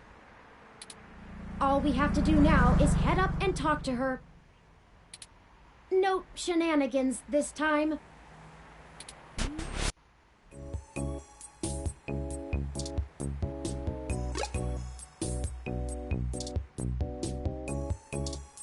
A bit irregular for a tasteful splatter style evocative of Pollock, wouldn't you say?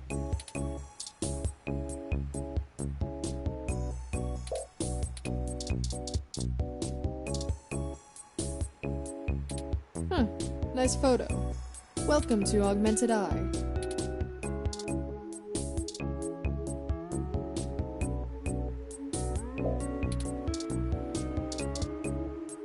What am I supposed to do with those? Listen to this conversation being delayed? I'd prefer not to talk about them. I have employees I don't want to put in the line of fire.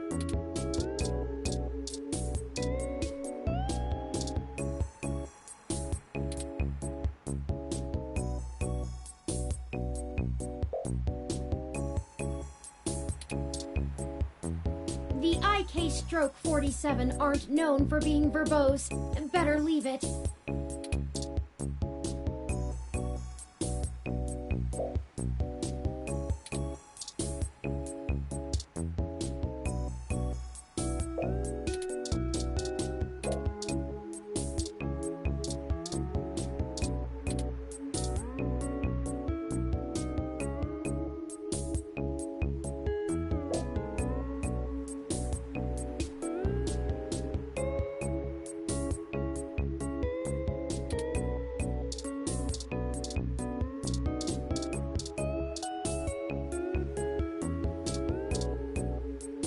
Oh, hello.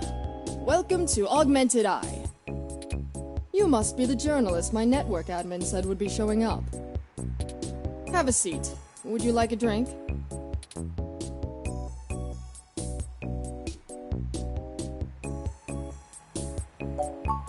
Ah, good choice. My assistant will bring it right away. Look, I'll start off by saying I'm a little uncomfortable about bringing in another journalist to look into this. Whatever you dig up, I'll have to explain to the rest of the press. But it's still better than the other options. Chances are I have another corporation scoping out my territory. If they aren't in the Coalition, they'll be expecting a corporate spy, not a news hound.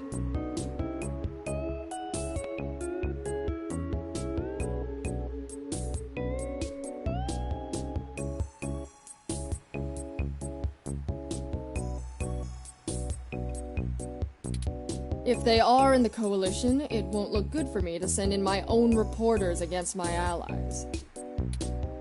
Even if I do end up being right. So if I'm damned either way, I'd rather it be by the media. At least then we can fight back on a familiar battlefield. Now, what do you know about our problem here? That's the long and short of it. My network admin is pulling their hair out over it. it. I'm not going to pretend I understand everything they say, but from what I understand, the changes to our articles aren't being made from inside our network. The versions on our servers are still the originals, but at some point after they hit the mesh, they get changed.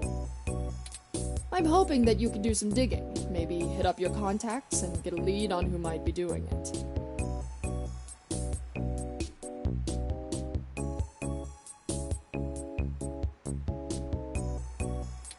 Even if I have to get answers from the nightly news, it will be a big help.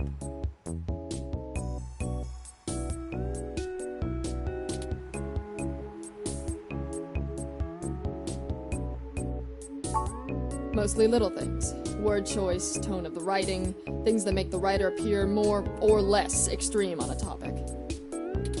So far, almost all of the edits seem to be making our articles more positive on new technologies coming out, and more critical of organizations like the Human Revolution.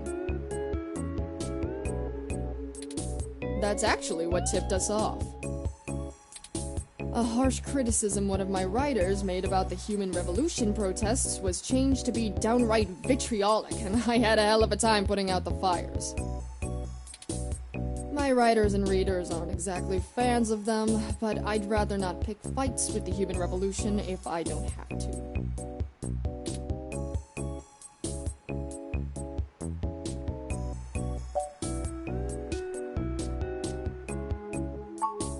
Not really. My admin says that only someone with intimate access to Parallax's network protocols could make these kind of changes as something passes across the net. Personally, I think it's a clever hacker rather than someone inside Parallax itself. The public trust rating of Parallax makes them look like a saint among wolves, so their control over the mesh network provisions is strangling. It's trivially easy to set up ROMs to use a different OS than LIPS or a different meshnet protocol without that trust.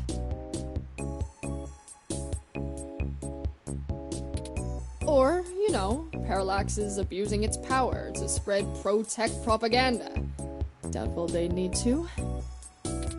I'm sure you'll be a good journo and bring me back the right answer.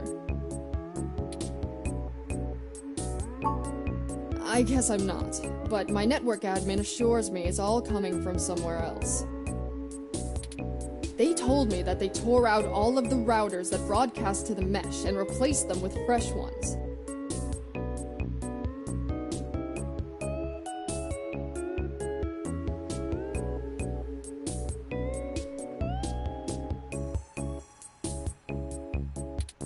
All kinds of tricks involving IP addresses and DNS changes that I'm not going to even begin to claim to understand.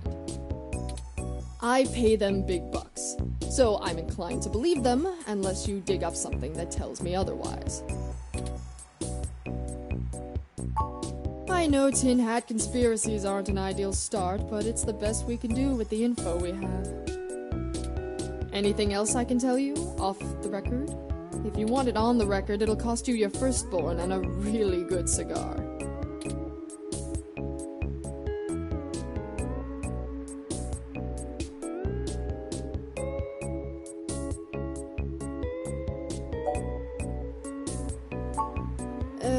Alright, look. I wasn't going to tell you this. If it gets out, I'd have to answer some really hard questions. So, you didn't hear this from me, you might want to go check out TMI Entertainment and Charlie Nova. That's all I'll say. And remember, you take a bite out of him with my name as your defense, I drop you fast. Like what? There isn't much more I can tell you about Augmented Eye, really. It's a fairly simple and straightforward operation, if I say so myself. We started off in Venezuela as a sleek current events and news organization in 2055, almost 10 years ago now. We focus on more in-depth reporting of on-the-street happenings, on top of major news. We are one of the few good ones left. Once folks in other cities saw the type of reporting we do, they all clamored for it. They invested in the right places, and it paid off. Cos.io Corp is happy to have us here in Neo SF. It wasn't until hybrid tech started hitting the public sphere that we had to make any changes to our model. All of that said, I can't see why anyone would target us. Unless they're just trying to embroil us in a mudslinging match with the human revolution, and there are much more direct ways of making that happen.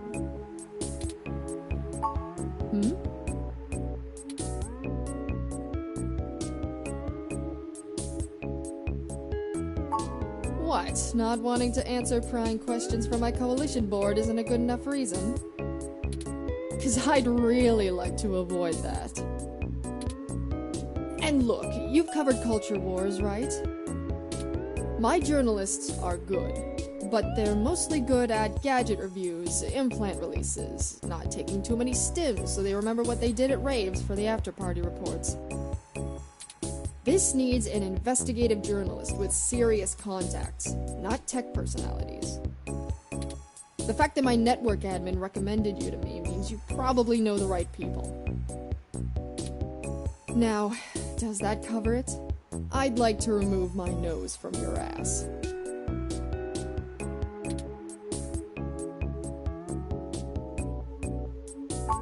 No, don't bother.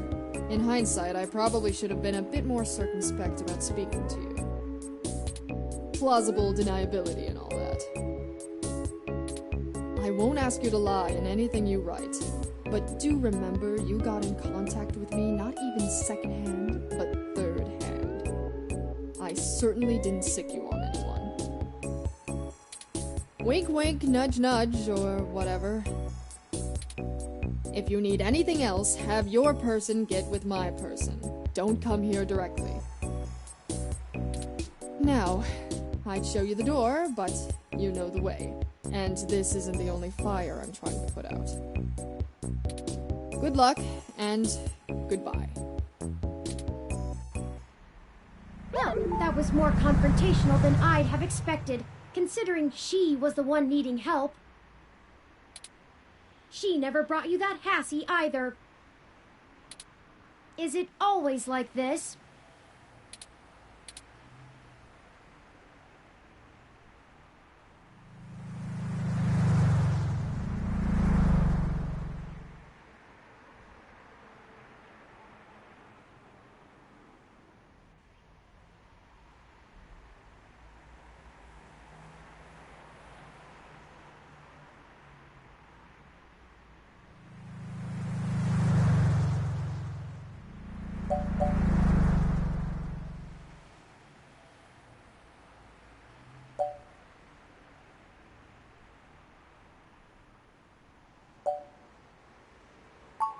Very true. I will admit that I am interested in the possibility of a link back to Parallax.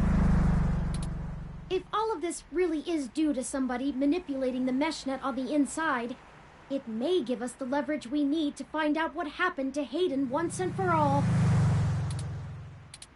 That said, I will take care not to get my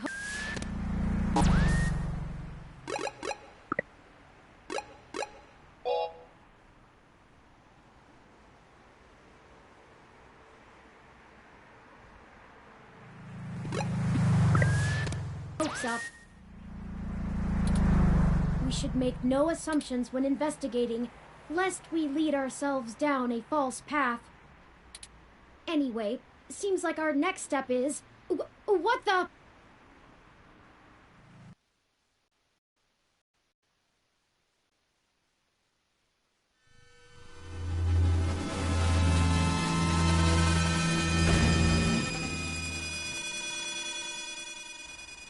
What the... That's Sin!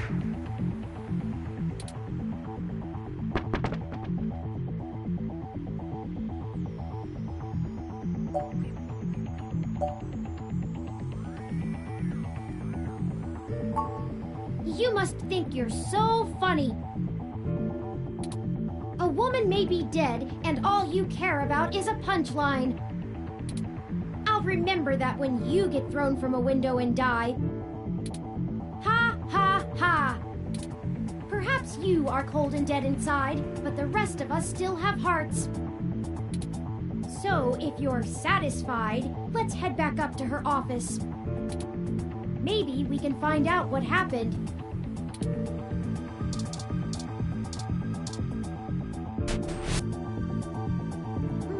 It looks like the desk has been cleared off. Let's take a look around, but be careful not to disturb any evidence. The police will be here soon.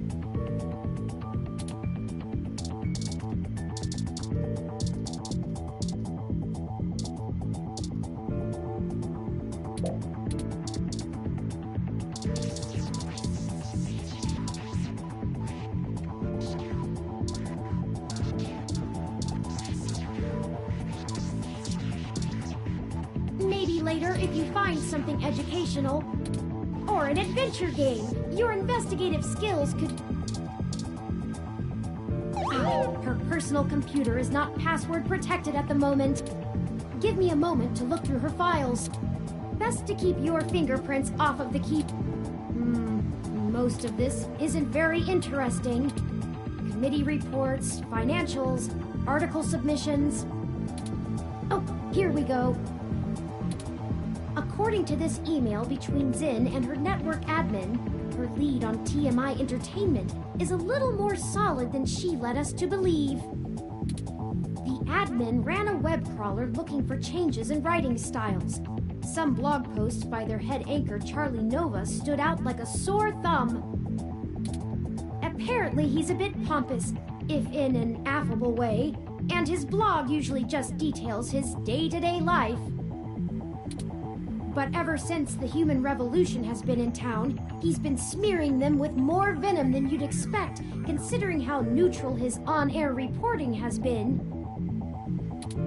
Zin seemed to think he was just complaining about the protesters fouling up traffic, and whoever is manipulating these posts spun it to make him look critical of the movement as a whole. Just like the Augmented Eye journalist. This Charlie fellow is the one we need to talk to.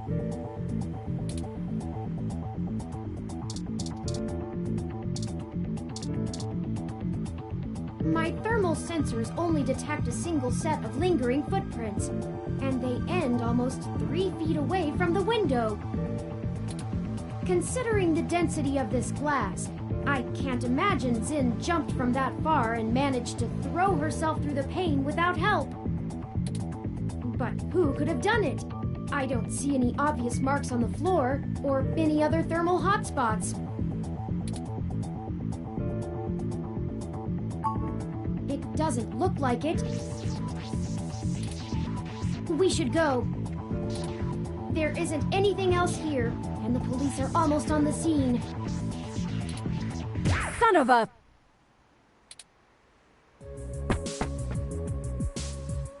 I should have figured the two of you would be here. You just won't stay out of trouble no matter what I say, will you?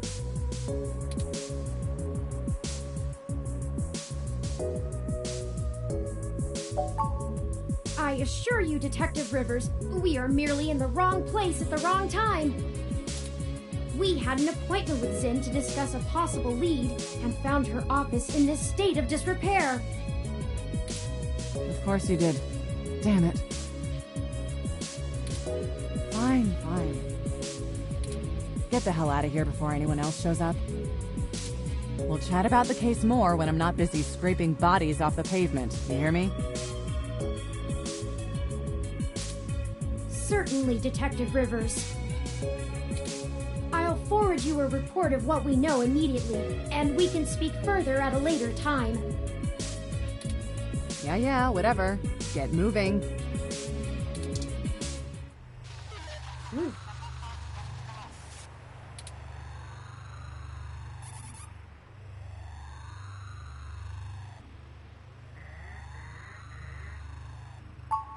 Because it's better this way. We are chasing smoke trails. You think she would assist such an unlikely investigation? I do not need you to infer upon my motivations or highlight my duplicity. Detective Rivers has every bit of information that Zinn gave us on that computer. Her investigation will not be hampered by our absence, whereas ours is halted if we're stuck giving answers she can just as well get from a hard drive. Literally. Has it occurred to you that whoever threw Zinn out of that window could be after the same thing we are, except to silence the story rather than to get it out? We have little time for fooling about and must get to Charlie Nova before something happens to him too.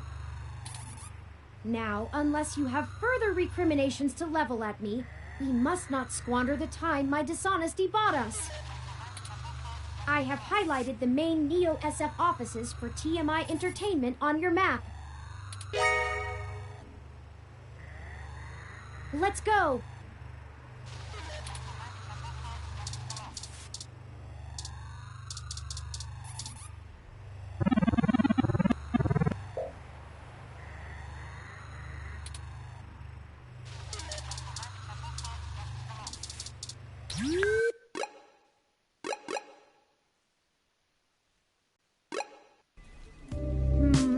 I hope some pity for me still remains, considering my recent tone, because I'm honestly not sure where we should start.